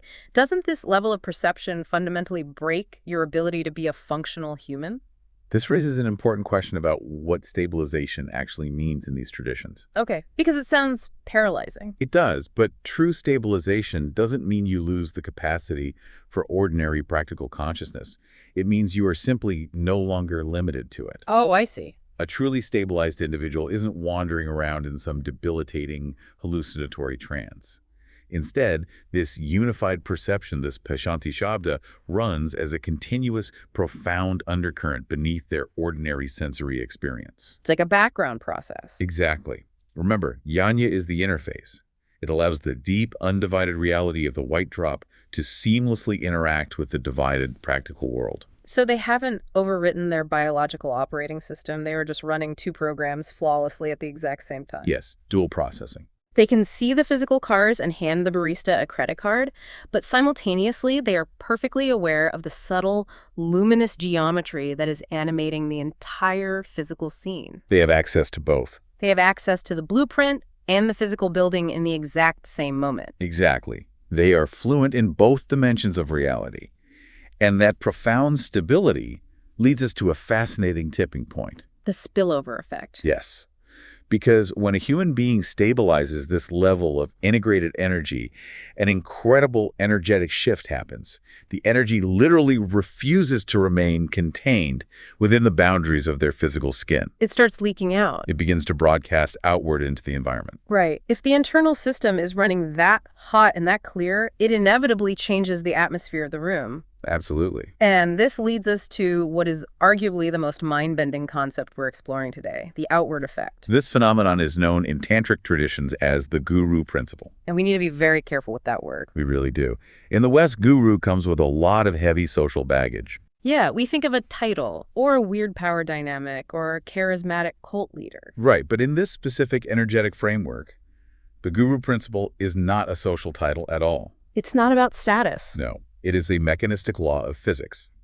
It states that when any individual stabilizes a highly refined quality of the subtle body, like the luminous white drop at a gin, Yeah. that quality naturally becomes radiant. It becomes a transmissible frequency. Yes, exactly. And what's amazing is that this transmission has a distinct, recognizable signature.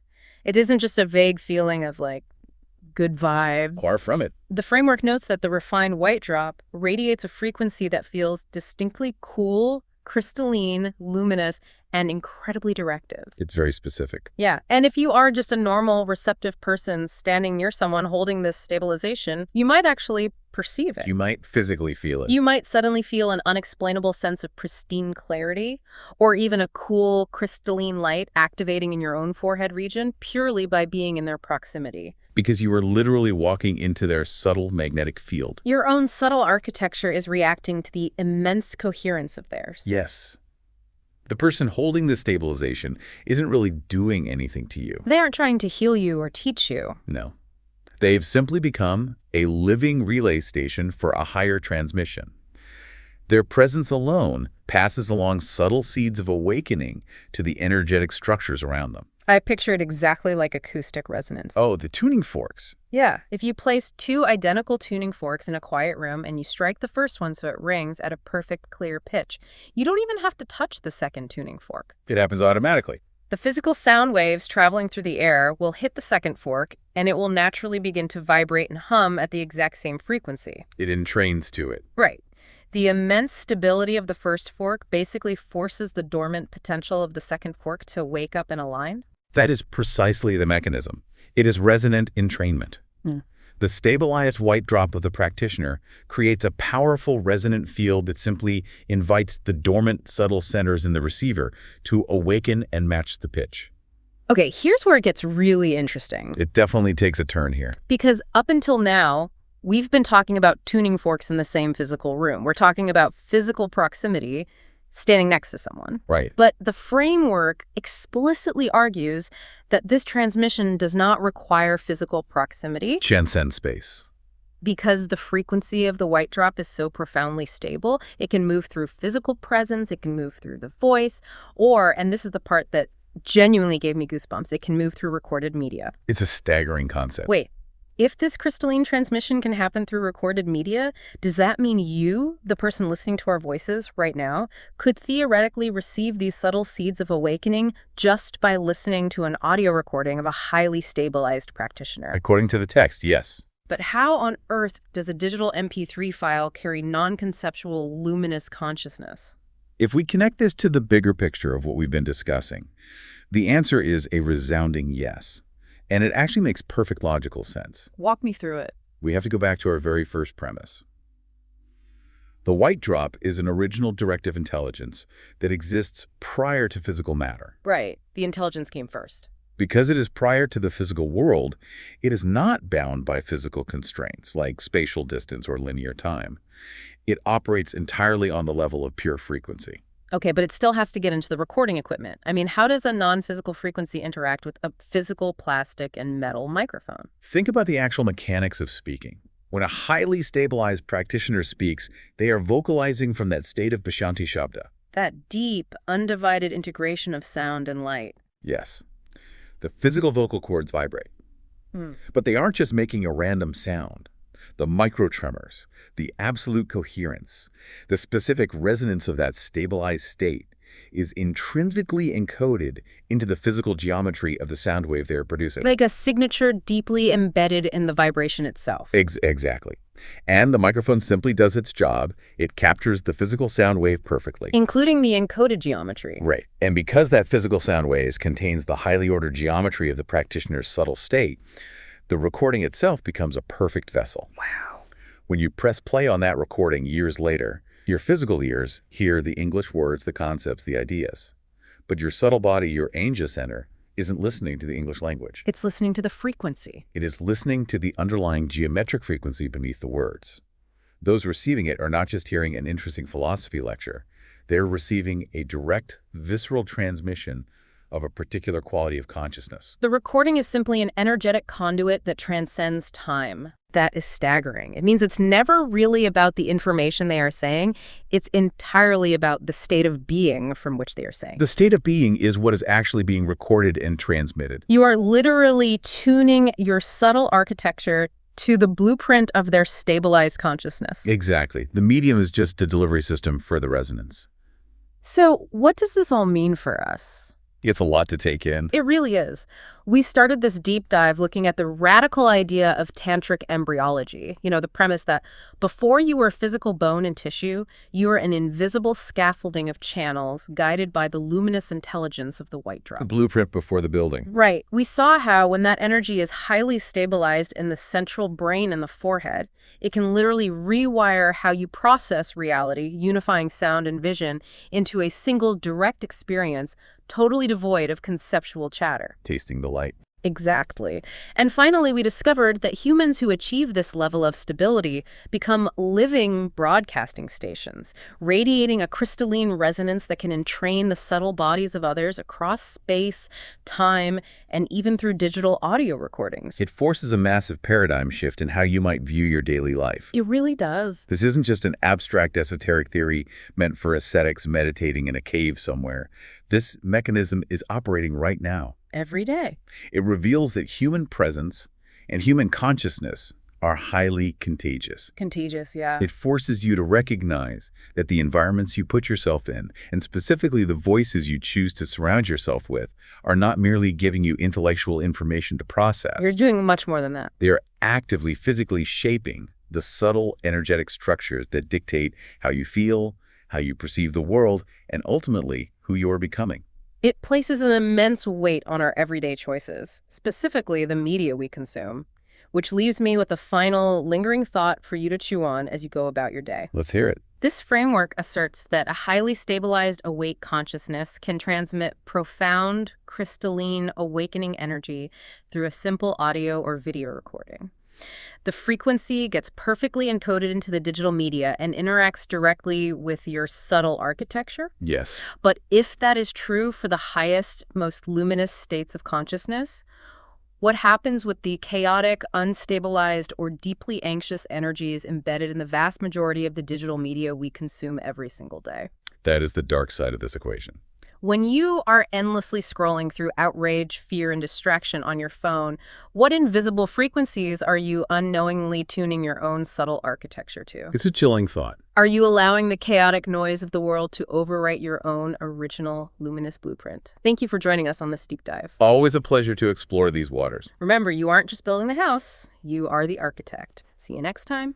Have you ever had one of those moments where a completely, perfectly formed idea just drops into your head out of nowhere? Oh, absolutely. It's a very striking feeling. Right. You know exactly what it is. You understand the entire scope of it. The whole picture is just there. Yes. But then if someone were to walk up to you in that exact second and say, hey, explain what you're thinking about, you'd stumble. You'd completely freeze up. Yeah, you'd stutter. You'd have to search for the words because, the understanding arrived completely whole, long before the language even existed in your brain to describe it. It's a fascinating phenomenon, and, it's a profound experience that almost everyone recognizes if they actually pay attention to their own thoughts. Yeah, it's this sudden flash of just profound knowing. Exactly. You feel the absolute truth of the thing, the underlying architecture of the idea before you try to dress it up in the heavy, honestly, rather clumsy clothing of vocabulary. Clumsy is definitely the word for it. And I think most of us just write that off as a weird quirk of human psychology, right? Like a lucky moment of intuition. Or maybe just a brain glitch, where your subconscious did some heavy lifting behind the scenes. Right. But, and this is where we're going today, this brings up a much more radical proposition.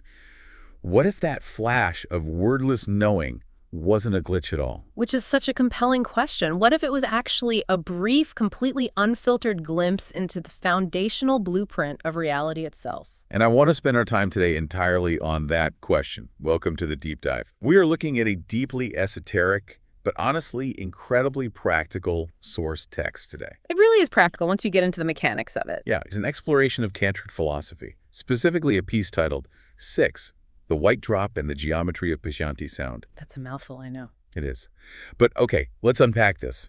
The core mission for our deep dive today is to explore a tradition that views sound not just as, the noise you hear when a door slams or when we speak into these microphones. Right, not just acoustic vibration in the air. Exactly, but as the actual structural scaffolding of reality and human consciousness. Yeah, and in this specific system, sound, which they refer to as Vok, is not merely auditory data hitting an eardrum. Right. It is, it's described as a ladder of manifestation. A ladder. I like that visual. It's the mechanism by which the formless, invisible potential of the universe steps down, rung by rung, into the physical, tangible world that you and I navigate every day. So it's not just a thing that happens, it's a process. Exactly. Vok is the process of creation itself, happening continuously within you and all around you.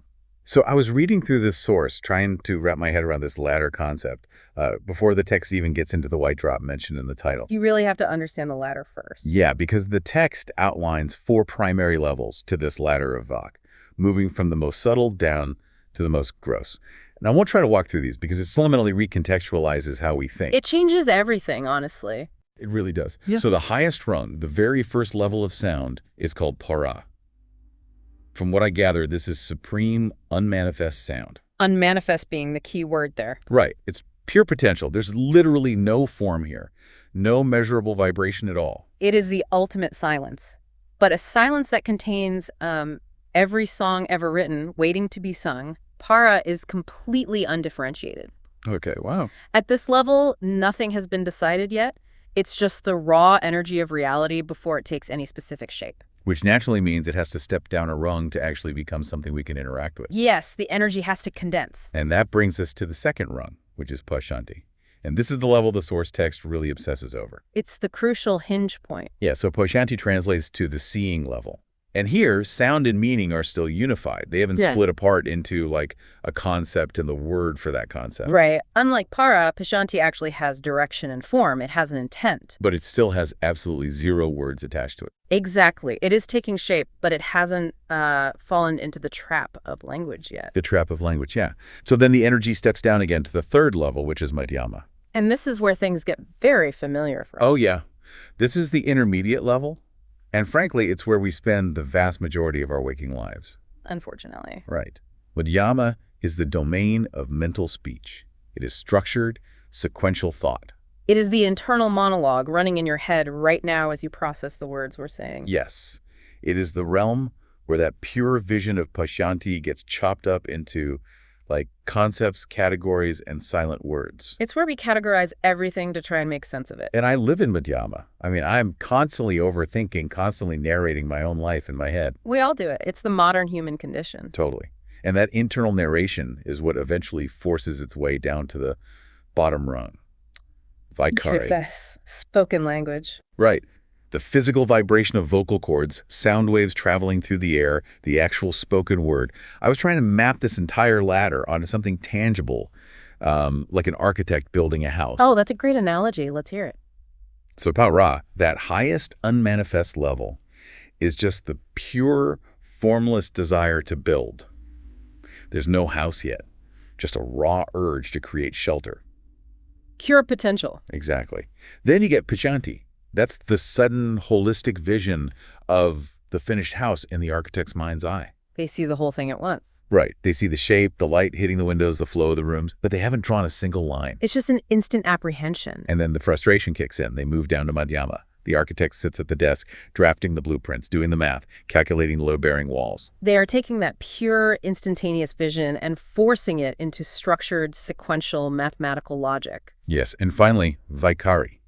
They hand those written instructions to the crew and have to physically yell over the sound of bulldozers to get the physical thing built.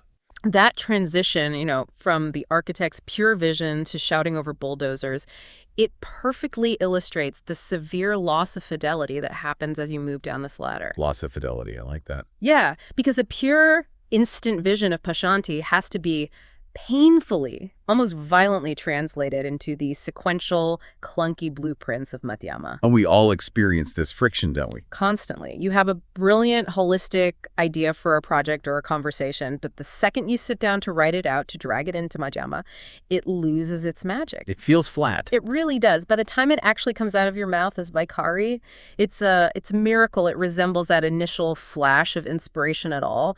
Every step down the ladder introduces distortion. That friction is just so universally frustrating.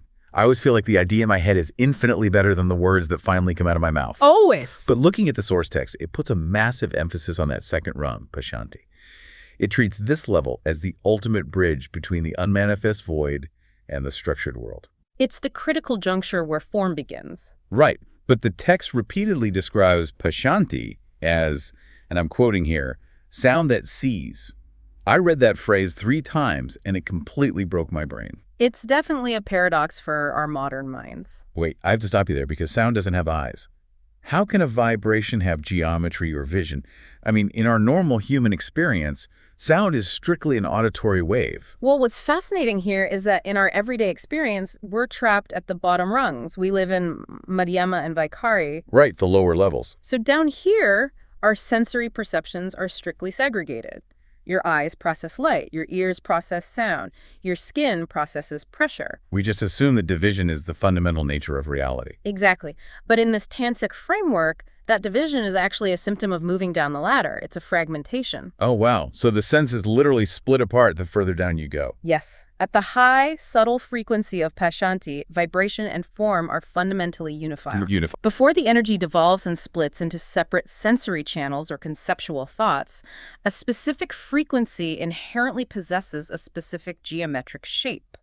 That's wild. Yeah. So shape and sound are completely indistinguishable from one another at that altitude. Exactly. They're the exact same thing. I was trying to find a real-world parallel to make sense of that, and the closest I could get is cymatics. Ah, yes. The sand on the metal plates. Right, those experiments where they put a layer of fine sand on a metal plate and then run different audio frequencies through it. It's a perfect visualizer for this. Yeah.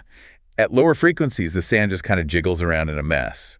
But as you hit specific high-resonance frequencies, the sand suddenly snaps into these incredibly complex, perfect geometric mandalas. Right. The sound isn't just making noise. It is actively organizing matter into geometry. The frequency is the shape. Cymatics is an incredibly useful modern lens for this ancient concept. When a vibration occurs at the Pashanti level, it isn't just a blind wave of acoustic energy pushing through the void. Right, it's not just a loud hum. No, it is a highly structured, geometrically precise form that carries inherent meaning. It is vibration that knows what it is and where it is going. And that is why the text calls it sound that sees. Exactly. It possesses its own illumination. It doesn't need your eyes to see it or your ears to hear it. It is a self-evident structural truth. So it's basically the universe's source code before it gets compiled into the clunky software we actually interact with. That is a brilliant way to phrase it. Well, thanks. But spending time on that mechanism, like really understanding how a frequency can be a shape, is super vital for the next part of the text. Because now we get to the core subject. Right. The source introduces this concept of the white drop, which is really the main subject we're exploring today. And according to the text, the white drop operates entirely on this Pashanti frequency. Yes. In the subtle energetic anatomy of this tradition, the white drop is a highly refined point of essence. And what does that mean exactly, practically speaking? Well, the text attributes very specific qualities to it. Luminosity, cool clarity, non-conceptual knowing, geometric precision, and directive power. Cool clarity. I like the sound of that. And when this white drop becomes active, it sits in the energy center known as Ajna. People are probably familiar with this as the concept of the third eye located in the center of the head. Right, right. Now, the text makes a really sharp contrast here to help define what the white drop actually is by introducing something called the red drop. The polarity is very important here. Yeah, and spending a minute on the red drop really helped me understand what the white drop is not. So the red drop is associated with the lower energy centers, like down in the belly and the heart space. The red drop governs our physical and emotional vitality. It expresses itself through feeling, through heat, through vital, passionate movement. So it's the fire in the belly. Exactly. It is the raw, burning fuel of human existence. When you feel a surge of intense emotion, or the deep, warm drive to connect, or even, the friction of anger and ambition that is the domain of the red drop. It's messy. It is messy, it is incredibly powerful, and it is deeply entangled with our earthly bodily experience. Okay, so if the red drop is the warm, revving internal combustion engine of a car, like the thing giving you the visceral vibration, the heat, the kinetic forward movement, Yes. then the white drop up in the Ajna center operates on a totally different paradigm. That's like a cool, highly precise fiber optic cable transmitting pure data right at the control center. That's a great contrast. It's not emotional. It's not hot. It doesn't care about your feelings at all. It's just pure, cool geometry and directive power. The red drop moves you. The white drop directs you with absolute crystalline clarity. Crystalline clarity. And the crucial mechanism to understand here is how the white drop communicates its direction. Because it sits at the level of Pashanti, it completely bypasses Madhyama. The mental noise level. Exactly. It doesn't bother translating its directives into the internal monologue of your mind.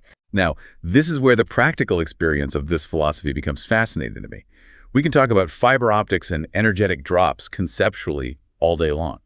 Right, but what does it actually mean for a person? Yeah. The text dives into what happens when someone's Ajna center is active and this white drop is actually communicating.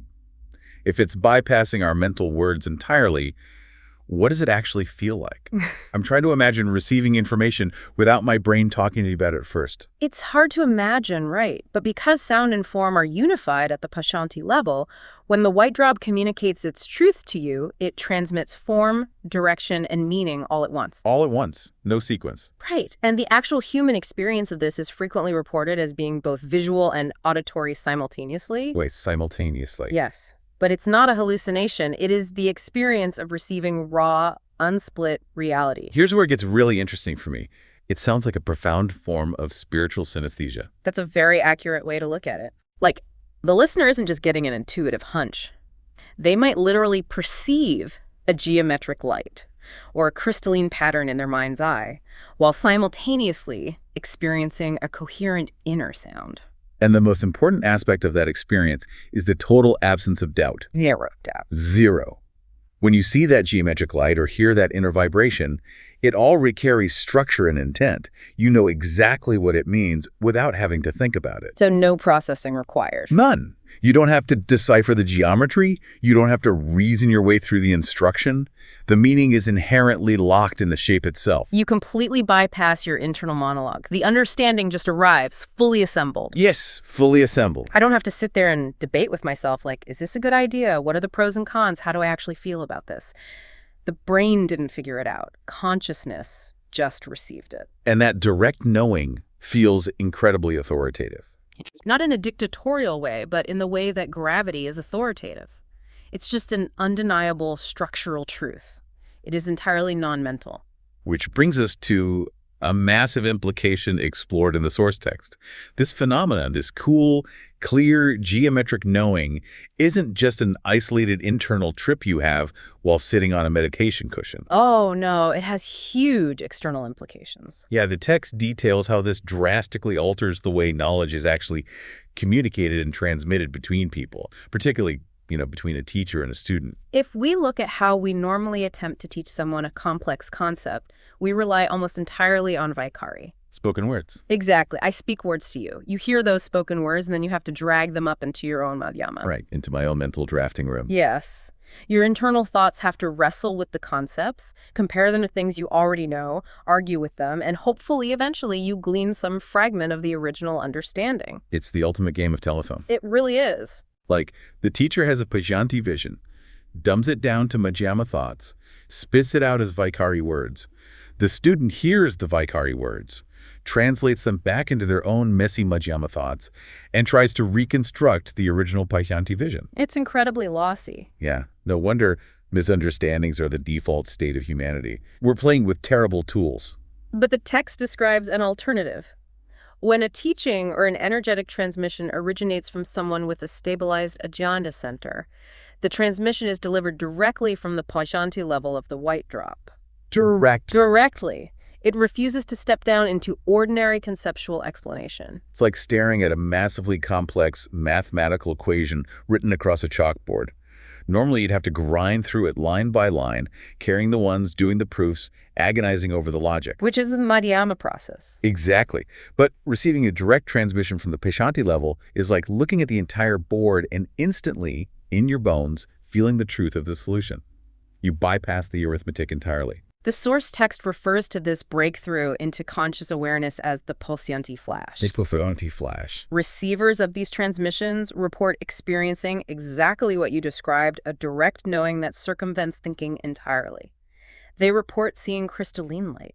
Wow. They feel a sense of absolute clarity that arises directly from the ground of their being rather than from some logical deduction. So what does this all mean for you, the listener? It sounds like receiving this kind of transmission is like downloading a perfectly compressed ZIP file directly to your consciousness, rather than having someone slowly read you a textbook word by word. That ZIP file analogy is perfect. And the text points out that because the Pashanti flash skips that clunky, heavy translation process of mental words, it carries a massive energetic charge. High voltage. Exactly. You're not getting a verbal description of reality. You're getting a direct hit of unified form and vibration.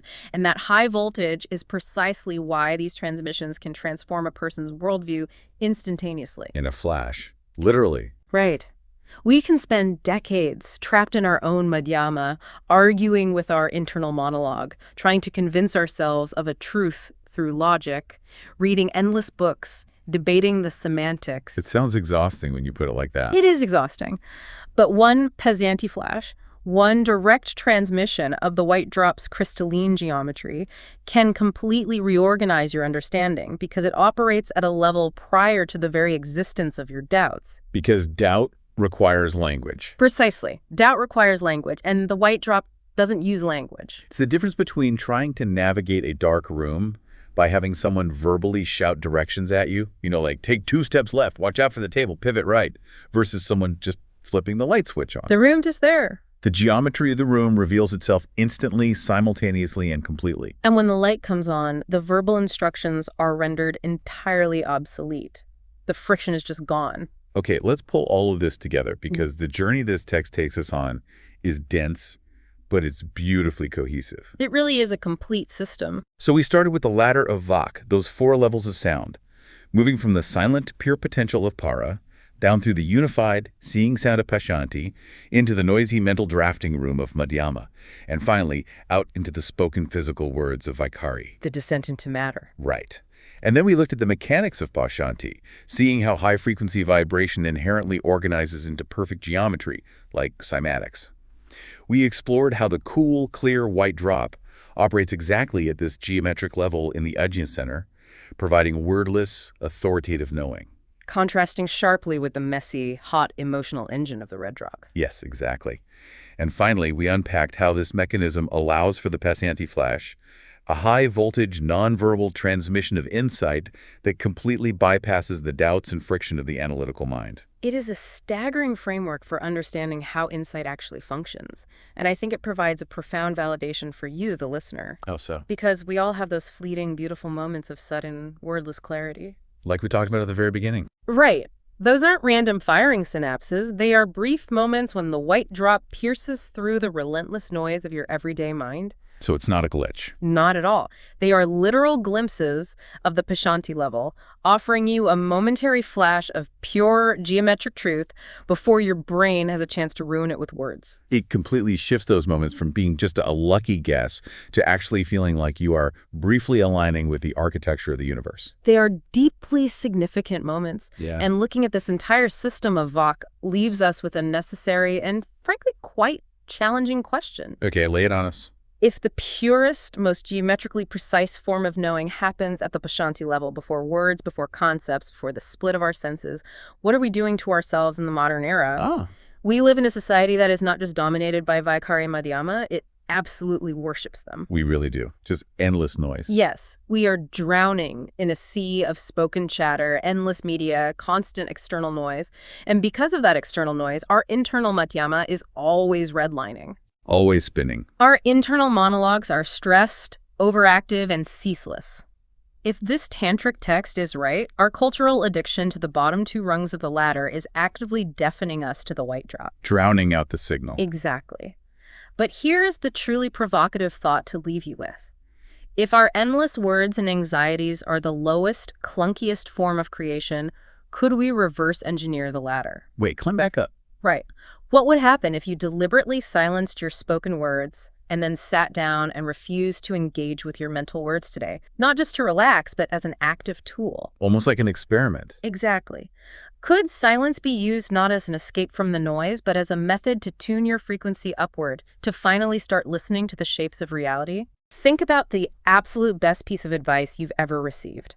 I mean, maybe you read it in a book, or a mentor shared it with you over coffee. Right, yeah, something that just really hits you. Exactly. You nodded, and you felt the truth of it just ringing in your ears. Yeah. You probably even went home and wrote it down in a journal somewhere. Oh, absolutely. We all do that. Right. But then you proceeded to not change a single thing about how you actually live your life. Yeah, that is the reality of it. It is. And so why does that happen? Like, why does profound, life-altering knowledge so often just get completely stuck in our skulls? It's really the ultimate human frustration, I think. It is, because we walk around carrying all these brilliant ideas, but our day-to-day behavior just remains stubbornly untouched. Yeah, you have the map right. You can clearly see the destination on the paper, but your legs simply refuse to walk the path. Yes, perfectly said. And we usually chalk this up to, I don't know, a lack of willpower. Or we tell ourselves we just need more time to process the information. Which is such a common excuse. Right. But what we rarely actually examine is the biological or even the energetic wiring required to physically move a fact from the brain down into the body. And that is exactly what we are tearing into today for this deep dive. Yes, it's a fascinating topic. It really is. So we are pulling from some really incredible tantric source materials today that map out this ancient framework called the luminous circuit. The luminous circuit, yeah. And it is basically this detailed explanation of the literal physical connection between the mind's eye and the heart. Which is so crucial to understand. So by the time we wrap up this deep dive, you are going to understand the mechanics behind those rare, beautiful moments when an idea finally just drops down into your chest. Because the goal isn't just to keep adding to your mental encyclopedia. Exactly. Nobody needs more raw trivia. We want to look at how abstract knowledge actually transforms into integrated lived wisdom. Right. And so to understand how that transformation happens, the source texts ask us to look really closely at two primary centers of the human experience. Okay, let's break those down. So the first is Ajna, which you can really just think of as the mind's eye or the primary head center. Got it. And then the second is Hridaya, which is the heart. And the key thing here is that in the tantric view, these are not competing forces at all. They aren't like fighting for control? No, not at all. They aren't isolated zones doing their own separate things. They're literally two poles of one living, breathing circuit. Okay, so let's focus on that top pole first, the head center. Yeah, good job. Right, so the text identifies Ajna as the Pashanti center. And I know that's a highly specific term in this tradition. It is, yeah. So how does the source actually describe the experience of operating at this Pashanti level? Like, what does it feel like? Well, the translation that's provided in the text describes the Pashanti center as the source of direct, non-conceptual, and directive perception. Wait, direct non-conceptual perception in the mind? Yes. I mean, that feels like a massive contradiction to me. We usually associate the mind with concepts and overthinking and, you know, those endless inner monologues. Oh, for sure. That is the common everyday experience of the mind. But we aren't talking about the anxious brain here. The one churning through 1,000 scattered thoughts. Right, or like debating with itself over what to eat for lunch. We are talking about pure direct knowing. Okay. At the Pashanti level, knowledge just arrives with complete structure and intent. It is an absolute crystalline clarity. Like you just suddenly see it. Exactly. You see the truth of a situation perfectly. Yeah. And this is really the foundational dilemma of the text that hasn't actually been felt yet. It's just structural. Entirely structural, yeah. You know, it's like that moment when you're standing in the shower, the water's running, and suddenly you realize exactly how to solve a massive problem at work. Oh, yeah, the classic shower epiphany. Or exactly what you need to say to a friend you're fighting with. You haven't done it yet. You aren't feeling the emotion of the actual conversation yet. But you know it. Yes. The structure of the solution is suddenly just perfectly clear in your head. Yes, that is exactly your Ajna lighting up. The perception is direct and directive. It tells you what is true and what must be done. I'm picturing it kind of like downloading a massive, highly compressed zip file from the internet. Okay, Like yeah. it downloads directly onto your computer's desktop. The file is sitting right there, and the data is flawless. It's all perfectly organized. Right. But you can't actually open any of the documents or look at any of the photos inside it yet. Because it's compressed. Exactly. It's just this dense, heavy package of potential sitting in your head. That is actually a remarkably accurate way to visualize the limitation of the head center. Oh, awesome. Yeah, because Ajna holds the ZIP file, it receives the pure transmission of truth. But you can't use it yet. Right. For that file to actually be unzipped and read and utilized in your daily life, it has to be sent to a processor that handles a totally different kind of code. Ah, okay. And that brings us to the second pole of the luminous circuit, which is heart eye of the heart. So if the head holds the compressed file, the heart basically has the extraction software. Precisely. The text refers to the heart as the Madhyama center. Madhyama. Okay. Yeah. So if the head is the origin point of the clarity, the heart is the primary processing and integration center of the entire body. So this is where things get real. Very real. Okay. This is the place where that direct, non-conceptual knowing is finally received, felt, and structured into a living, breathing reality. Yeah, it grounds it. Exactly. The heart takes pure, cold structure and turns it into something a human being can actually endure and express. You know, I want to push back on this just a little bit. Sure, go ahead. Just on behalf of our deeply Western, hyper-rational worldview, because in our modern data-driven society, pure rational clarity is kind of the ultimate goal, right? Oh, definitely. It's what we are all chasing. We are constantly taught that emotions just cloud our judgment. Right. Be objective. Yeah, so if I have perfect crystalline data up in my head and total unbiased clarity, why is that raw data incomplete? That's a great question. Like, why does this ancient framework insist that we desperately need this emotional processing center to get involved at all? Because without the heart, the knowing remains entirely sterile. It has absolutely no resonance. Sterile how? Well, think about a piece of incredibly complex sheet music. Okay. That sheet music is the pure data. It is the structure, the intent, the flawless mathematical truth of the composition. The ZIP file. Yes, that is your Anya. But you cannot listen to ink on paper. Oh, right. It doesn't move anyone. It doesn't make anyone weep or feel joy. It's just silent math, basically. Exactly. For the music to actually exist in the physical world, a musician has to take that raw data and play it through a physical instrument. The actual performance. Right, the friction of the bow on the cello strings, the vibration of the wood that is the heart. The text actually explicitly says that when the heart receives the downward signal from the head, it clothes it in feeling and meaning. Oh, wow. It clothes the raw data. Yes. The sheet music becomes a performance. I absolutely love that. It makes it tangible. Right. So the rational truth is technically correct, but it's naked. And it needs the texture and friction of the human experience to actually survive contact with reality. That's beautifully put. And we really need to emphasize that this isn't just some poetic metaphor here. It's literal. The sources document this as a highly physiological experience. There is this fascinating physical symptom that practitioners across these traditions report. Oh, really? What kind of symptom? Well, when the mind's eye opens strongly, when that deep, non-conceptual clarity first hits the head, people don't just experience it as a passing thought. What do they feel? They physically feel a simultaneous heavy shift right in the center of their chest. Wait, like a literal sensation of dropping, like a physical weight moving inside them. Yes, they describe it as a sense of clarity literally landing in the heart space. That is wild. You can actually feel the descent. The transmission drops from the skull down into the chest cavity, and that is the exact split second it becomes real. Oh, man. So that's that elusive click we talked about at the very beginning of this deep dive. That's the click. The circuit finally completes itself. That resonates so deeply. I mean, it validates what we all intuitively know when we finally truly understand something right. Yeah, it's undeniably a full-body event. It's not just a localized brain event, but okay, this brings up a really mechanical question for me. Sure. If we have this luminous circuit, these invisible wires connecting the mind's eye down to the heart, what is actually traveling through those wires? The current. Yeah, what is the electricity carrying the signal? So to explain the current running through this circuit, the text introduces us to the concept of the white drop. The white drop. Okay, let's pause there for a second because white drop sounds very specific. It does. Are we talking about a literal physical fluid in the body here? No, we are talking about subtle physiological energies. In tantric traditions, These drops, or bindus, are really just ways of describing incredibly concentrated energetic states. Okay, like how?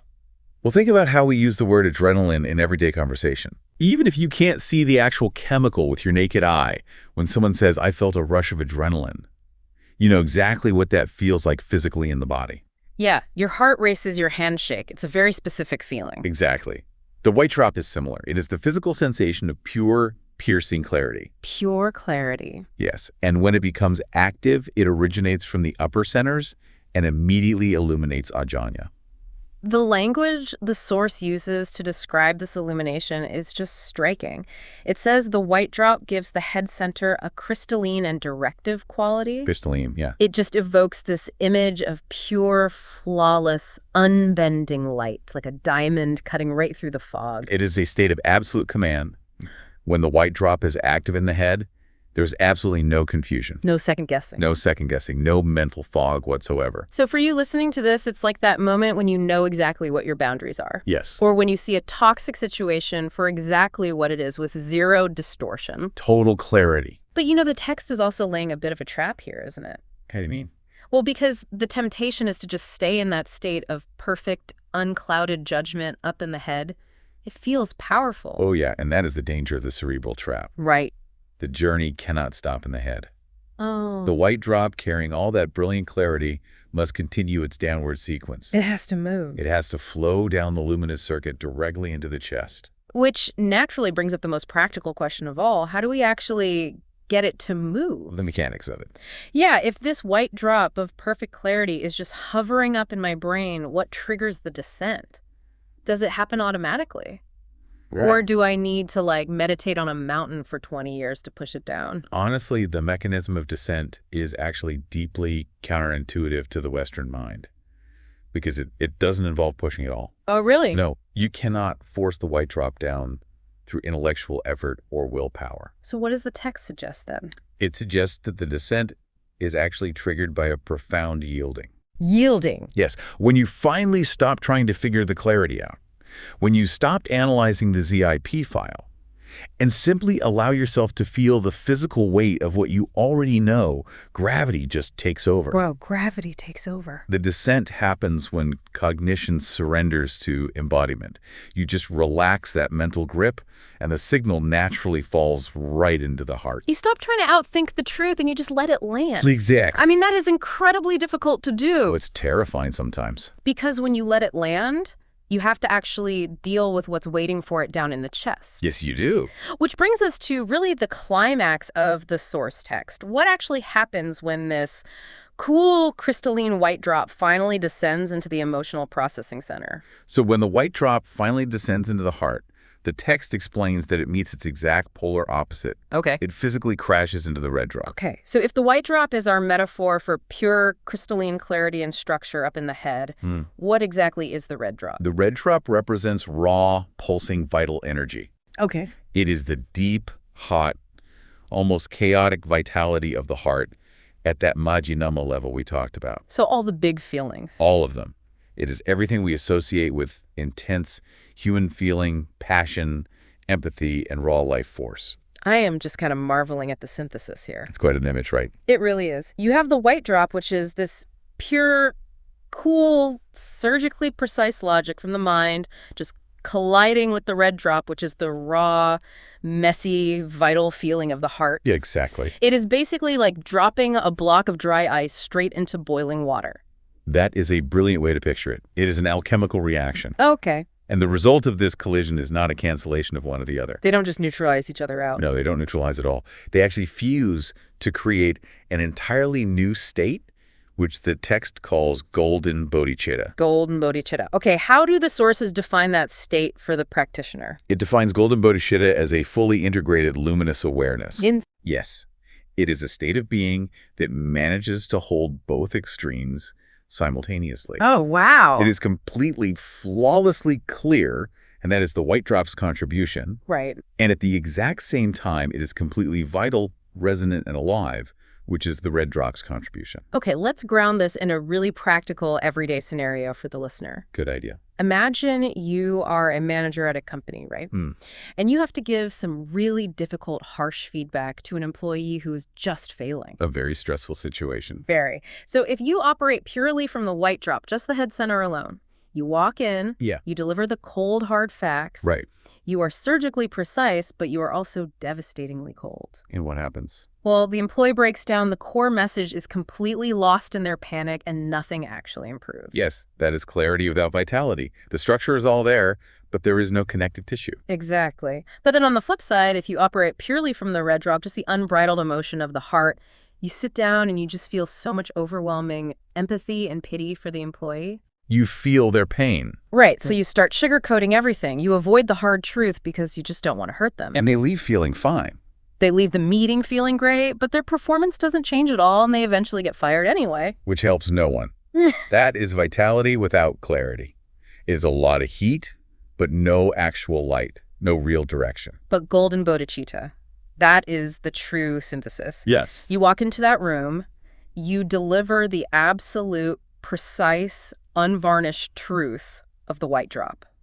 But you do it anchored deeply in the compassionate, resonant care of the red drop. Exactly. You hold the boundary clearly, but the person sitting across from you actually feels seen and supported. Right. You don't suppress the logic or the emotion. You use both of them to create precise, compassionate action. That example perfectly captures the core thesis of the Lumina circuit. It really clicked for me when I thought about it that way. Yeah. It's perfect. Because this alchemical meeting of the white and red drops in the heart is the primary mechanism through which any higher transmission or deep realization becomes fully embodied. It's the cure. It really is. It is the ultimate antidote to the modern disease of being purely cerebral all the time. Yeah. Golden bodhicitta is what happens when you finally cure the disconnect between knowing what is right and actually doing it. It totally demystifies that whole phenomenon where practitioners talk about their head and their heart lighting up together. Yes, that exact feeling. Because the white drop is still actively illuminating the mind's eye with truth, right? Yes. But now it has plummeted down and ignited the vital energy in the chest, too. So the entire circuit is just humming. Humming beautifully. You aren't just thinking a good idea, and you aren't just blindly reacting to a feeling either. You are the truth from top to bottom. The sheet music is finally being played out loud. Yes. You've moved from being this dry archive of information to being a living, breathing expression of wisdom. It is a profound and beautifully mechanical map for human development. It really is. And as we look at the implications of all this, I want to pull one final reflection from a very subtle, almost hidden detail in the source text. Oh, I love these hidden details. Let's hear it. So the text notes that once the transmission drops down and is finally structured in the heart, it reaches a sort of crossroads. A crossroads. It can either be held inwardly gestating as integrated wisdom, or it can move further out into the world as outward expression. Outward expression, meaning like the words we actually speak to each other, Yes. the actions we take, how we physically behave in our relationship. Use all of that. Yeah. But pay very close attention to the mandatory sequence the text is outlining here. Okay. True outward expression is only meant to flow outward after the transmission has completed its descent and integrated with the red drop in the heart. Oh, wow. The outward action must be forged in golden bodhicitta first. So it has to run the full circuit? It absolutely has to run the circuit. So the question I would really pose to anyone listening today is this. Yeah. Just look at the landscape of our modern lives. Look at our everyday communication. That's pretty messy. It is. Yeah. How much of what we say, what we post online, Yeah. the arguments we get into and the immediate visceral reactions we have in our daily lives, Yeah. how much of that is bypassing the heart entirely? Oh, man. How often are we taking raw, naked data, the sudden thought, an article we just skimmed, a flash of self-righteous clarity, and pushing it straight out into the world directly from the cold cerebral abstract of the head? Before the signal ever has a chance to drop. Exactly. Before it ever reaches the heart. We're basically just throwing ZIP files at each other all day long. We really are. And then we wonder why the world feels so fractured and sterile. That is such a good point. What would our interactions with every single person we meet actually look like if we had the discipline to let every idea land in the red drop first? But that changes everything. What if we refused to act until we physically felt the weight of the clarity hit our chest? I mean, that is a staggering standard to try and live up to. It's not easy. No, the amount of patience and grace and honestly just sheer physical stillness that would require is immense. Absolutely immense. But the alternative is just living in the blueprints forever and never actually building the house. Well said. Thank you so much for exploring this with us. It was a pleasure. And for you listening, as you move through the rest of your day today, just try to pay attention to your own internal circuitry. Notice when you are trapped up in the cold clarity of the mind. And watch for those quiet, profound moments when you finally yield, the drop descends, and your head and your heart light up together. We'll catch you on the next deep dive. Imagine, just for a second, that you're sitting in a really dark movie theater. Oh, right, with the overpriced popcorn and everything? Yeah, exactly. You've got your popcorn, you're sunk deep into that plush seat. Yeah. And you are just, watching the film play out on this giant screen in front of you. Right. Just totally immersed in it. Right. And you might laugh or you might cry, but fundamentally you are a passive observer. Like whatever happens up there on the screen is completely out of your control. It's a very comfortable place to be, honestly. You aren't responsible for any of the plot twists. You're simply reacting to the light that's just bouncing off the screen. But what if, like halfway through the movie, you suddenly realize you aren't sitting in the audience at all? Wait, what do you mean? Like what if you look around and realize you are actually up in the projection booth? Oh, wow. Okay. Yeah. Your hands are on the equipment. The light is actually shining through you. So you aren't watching the movie. You are the one projecting it onto the screen. Well, that completely shatters the whole illusion of passivity, doesn't it? Right. I mean, your role totally changes from a consumer of a reality to, well, an author of it. Okay, let's unpack this, because that realization right there, that is the entire mission of today's deep dive. Yeah, it's a big one. It really is. We are exploring this fascinating manuscript today. It's titled 8, Ajna, The Architecture of Conscious Creation.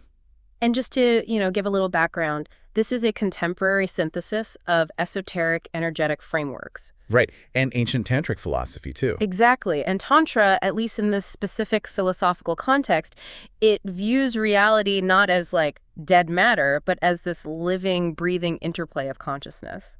Which is wild to think about. Yeah. So our goal today is to fundamentally flip how you think about seeing. Yeah, we really want to move away from that modern assumption that perception is just a camera passively recording the world. Right, and instead explore how perception actually actively constructs reality. Like, if you ever feel overwhelmed by your own choices, or just the sheer noise of modern life, this framework has some incredibly urgent relevance for you. If we connect this to the bigger picture, the core attention here is really about ultimate responsibility. Totally. Because this framework challenges that comfortable, popcorn-eating observer mode we just talked about. It says you can't just sit back. Exactly. It argues that you are an active participant in the unfolding of reality. And the moment you realize that your perception actually carries weight, well, the way you interact with every single part of your life just has to change. Yeah, it really does. But before we figure out how to consciously create reality, we kind of need to understand the machinery behind it, right? Right, the actual mechanics of it. Exactly. So the text centers on this concept called Ajna. And you might have heard of Ajna referred to, like, colloquially as the third eye, or as a specific center in the subtle body. Yeah, and just to ground that for a second, the subtle body is essentially this energetic architecture that these traditions believe exists just beneath our physical biology. Right, like an invisible blueprint. But this material redefines what this center actually does. Yeah. It describes Ajna as the space where perception and will are, well, they're no longer separate things. Which is huge, because in our everyday state, we treat perception and will as two entirely different operations, Yeah, like two different gears. Right. Like, I perceive a problem, let's say, a completely disorganized spreadsheet at work. Oh, the worst. Yeah, exactly. And then in a totally separate kind of disjointed mental motion, I have to exert my will to try and organize it. Right. But the tantric understanding presented here describes an awakened Ajna as a state of directive knowing, or an inner command. I love that phrase, directive knowing. It really implies that when this center is awake, the simple act of seeing is already charged with the power to move and form reality. Exactly. Seeing literally becomes creating. So going back to our intro, if normal perception is like a security camera just logging events as they happen, An awakened Ajna turns that camera into a high-powered projector. That's a great way to put it. You are creating from your will, and the quality of your perception directly shapes what you actually bring into being. But see, this immediately raises a terrifying question for anyone with an overactive mind, like me. Oh, how so? Well, my brain is constantly buzzing with a million random thoughts. Like, did I leave the stove on? Or, why did my boss use that specific weird punctuation in their email? The endless email anxiety. Right. So does this mean every single random passing anxiety I have is actively shaping reality? Because if so, I mean, we're all in a lot of trouble. Or is this text referring to a very specific, like, disciplined state of awakeness? That is such a good point. And what's fascinating here is how clearly the framework actually draws a line between unconscious shaping and conscious creation. Oh, thank goodness. Yeah, you're safe. We do constantly shape reality unconsciously, but through what is called fragmented will. Fragmented will. Yeah, that chaotic reactive noise you're talking about, the email anxiety, the lingering doubts that is fragmented will, the true creative power of Ajna only activates when perception and will are perfectly unified. Oh, I see. So it's kind of the difference between a flashlight that scatters a weak, diffuse light over a huge area and like a laser pointer that focuses all that same energy into a single cohesive beam that can burn through paper. That is spot on. When your will is fragmented, pulled by 100 unexamined desires and, fears, your reality just reflects that scattered noise. Makes sense. But when Ajna is clear and aligned, your perception and will fuse into that laser. You aren't just throwing random mental static out into the universe anymore. You're projecting a clear, coherent signal. Here's where it gets really interesting. If an awakened Danya is the projector throwing the light, what exactly is the film? Ah, right. The source material. Exactly. Like if we're supposed to move past our own fragmented random desires, where did the actual designs for this reality come from? A projector needs a reel, right? It definitely does. And the source material claims that a clear and aligned Ajna acts as a creative blueprint. But it's not just a blueprint you invent on the fly. No, not at all. Your personal creative will actually has to come into resonance with a larger, higher order pattern. And the material refers to this as the logoic blueprint. The logoic blueprint. And the source notes this blueprint is streaming in from something called the white drop, which is this luminous pole often associated with Polaris, the North Star. Right, but we should probably clarify that for everyone listening. Yeah, please do. It isn't suggesting you need to go outside with a telescope and stare at the night sky to, absorb cosmic rays or anything. Good to know. In these esoteric traditions, Polaris is used more as an energetic metaphor. It's the ultimate fixed point in a spinning sky. So the white drop is a visualization of that pure, uncut signal entering our energetic system. Got it. And the text says it provides 3 essential qualities: clarity, luminosity, and geometric precision. And these qualities are what allow Ajna to hold a coherent blueprint rather than a distorted one. Exactly. And this is the exact point where the individual connects to the universal. When aligned, your perception is no longer just your personal, isolated insight. It becomes something bigger. Yes, it becomes a living template. You act as a conduit for a greater intelligence to actually enter the world. Okay, I have to push back on this a little bit. Sure, go for it. The idea of a higher order possessing geometric precision sounds incredibly cold to me, almost entirely devoid of emotion. I can see why you'd say that. Like, are we supposed to become perfectly calibrated math equations? Oh. Because human messiness, our grief, our joy, our totally unpredictable emotional swings, those are where art comes from, right? The human experience. Yeah, that's what makes us human. If we are just running a pristine geometric program, we sound like beautifully designed software. Yeah. So how does something so vast and geometric actually relate to a human experience that is inherently messy? It's a very natural reaction to hear the word geometry and immediately think robotic, but consider where a lot of that human messiness actually comes from. What do you mean? Well, so much of our internal chaos isn't actually profound artistry. It's usually just us being trapped by our personal conditioning, our unhealed pasts, and our knee-jerk reactive desires. Oh, well, that hits a little close to home. Right. We get caught in these distorted emotional loops, and we mistake that for authentic humanity. So wait, are you saying our messiness isn't inherently valuable? Because a lot of people would argue that our flaws are our defining feature. No, I'm not saying it's not valuable. The geometry doesn't erase the emotion at all. It just provides a structurally sound container for it. A container. Yeah. The geometric precision of the white drop rescues us from being trapped in those reactive loops. It provides a clarity that cuts through the static of our personal conditioning so we can finally participate in a more harmonious intelligence. So it's not about getting rid of the feelings. Exactly. True art actually requires structure to express the messiness beautifully. It gives your humanity a perfectly clear tuning fork so you can finally sing on pitch, rather than just, screaming into the void. Okay, I see the distinction now. So I can still have a wildly complex emotional life, but I'm operating from a clear, structurally sound foundation instead of just drowning in my own reaction. Exactly. It's the ultimate reference point. All right, so we now have this cosmic blueprint streaming in, and we have a clear projector in the form of an aligned Ajna. But a blueprint alone doesn't build a house. No, it certainly doesn't. You can have the most geometrically precise architectural drawings in the world sitting on your desk, and you still don't have a roof over your head. Right. A high-level geometric directive eventually has to become something tangible, and the framework outlines a very specific internal circuit to make this happen. The downward circuit. The text says the creative knowing from Ajna naturally has to move downward into the heart. So Ajna provides the directive vision, but the heart receives it, feels it, and begins to structure it into embodied understanding. And that word embodied does a lot of heavy lifting here, especially addressing your earlier concern about this feeling too abstract or robotic. Yeah, that makes it feel much more human. This circuit between Ajna and the heart is inherently creative. It ensures that a higher insight actually becomes something we live and express in our bodies. So if Ajna is the master architect up in the studio handing over flawless blueprints, then the heart is the lead builder on the ground. I love that analogy. The heart is the one figuring out the materials, the textures, the colors, and the actual physical feeling of the rooms we are going to walk through every day. Yes, because what is seen and willed at Ajna only becomes real through the heart. Without the heart's involvement, the blueprint just remains a ghost. Just an idea. Exactly. And this raises an important question. Think about how often people try to force massive life changes purely through mental willpower alone. Oh, well, like I'm going to wake up at 5 a.m., run 5 miles, and meditate for an hour every single day starting tomorrow. Yes.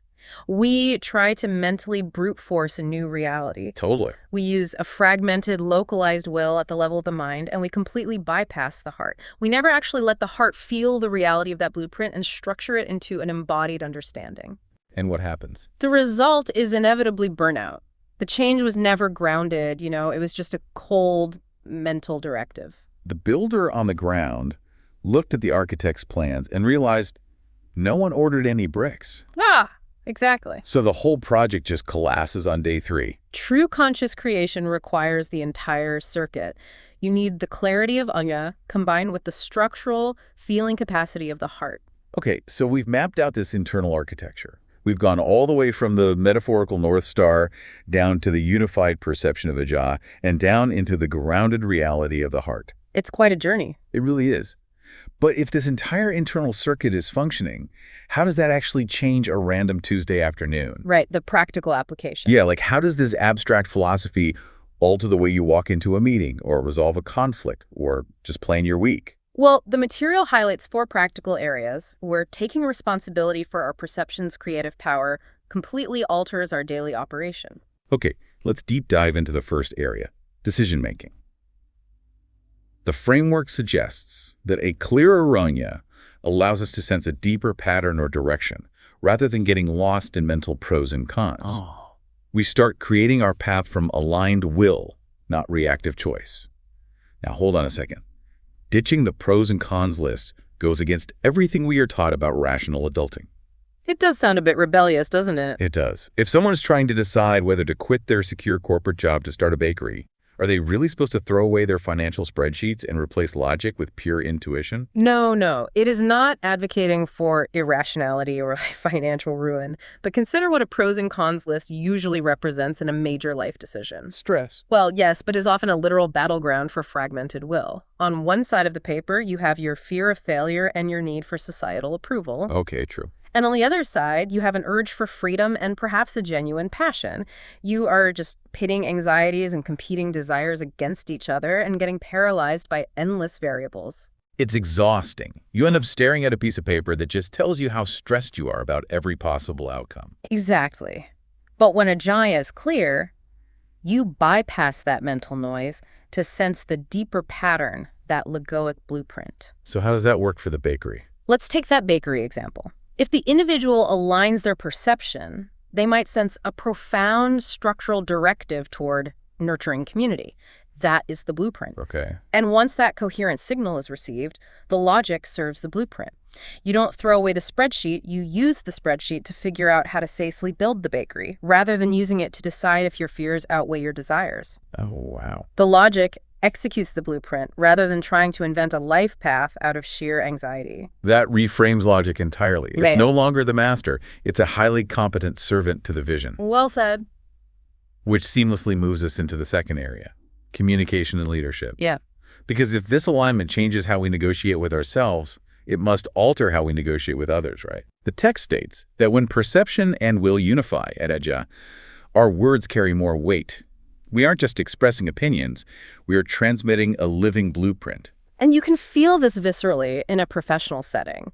You sit in a boardroom and someone talks for 20 minutes. They express a dozen opinions, they use all the right buzzwords, but the words feel completely hollow. Oh, I know exactly what you mean. There is no energetic weight behind them. That is fragmented will manifesting verbally.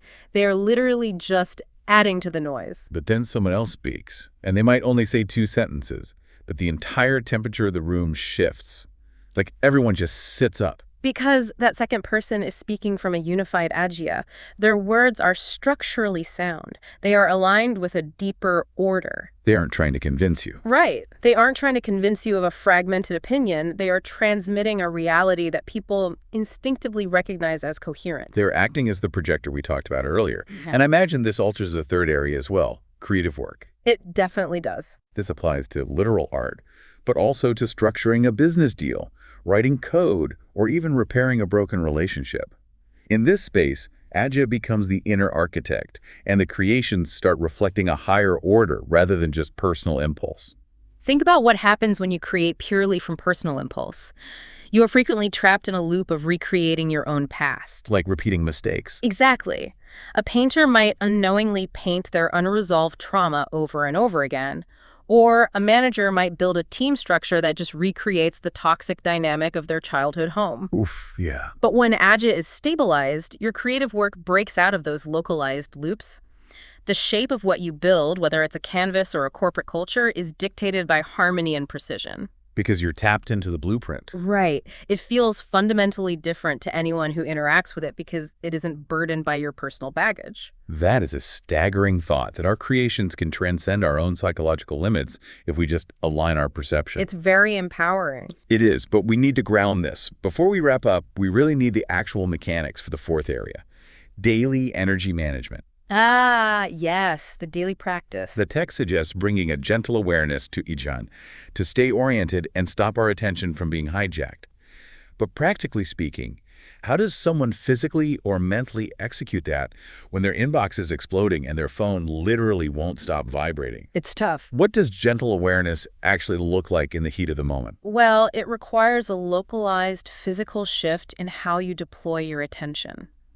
When your inbox is exploding, notice your physical posture. You are likely leaning forward, your eyes are darting frantically across the screen, and your energetic center of gravity is entirely outside of your body, just trapped in the device. That is embarrassingly accurate. Right. So bringing gentle awareness to Ajna means making a conscious physical and mental choice to pull back. Pull back how? Like physically leaning away from the laptop? Partially, yeah. But it's really an internal shift. You soften your gaze, you draw your attention away from the external chaos and locate it internally, roughly in the center of the head, behind the space between the eyebrows. Okay, I'm trying that right now. You establish a steady, seated internal posture. You stop looking at the panic, and you begin looking from that unified center point. Oh, that feels different. Reclaiming your attention from a vibrating phone is a radical act of sovereignty.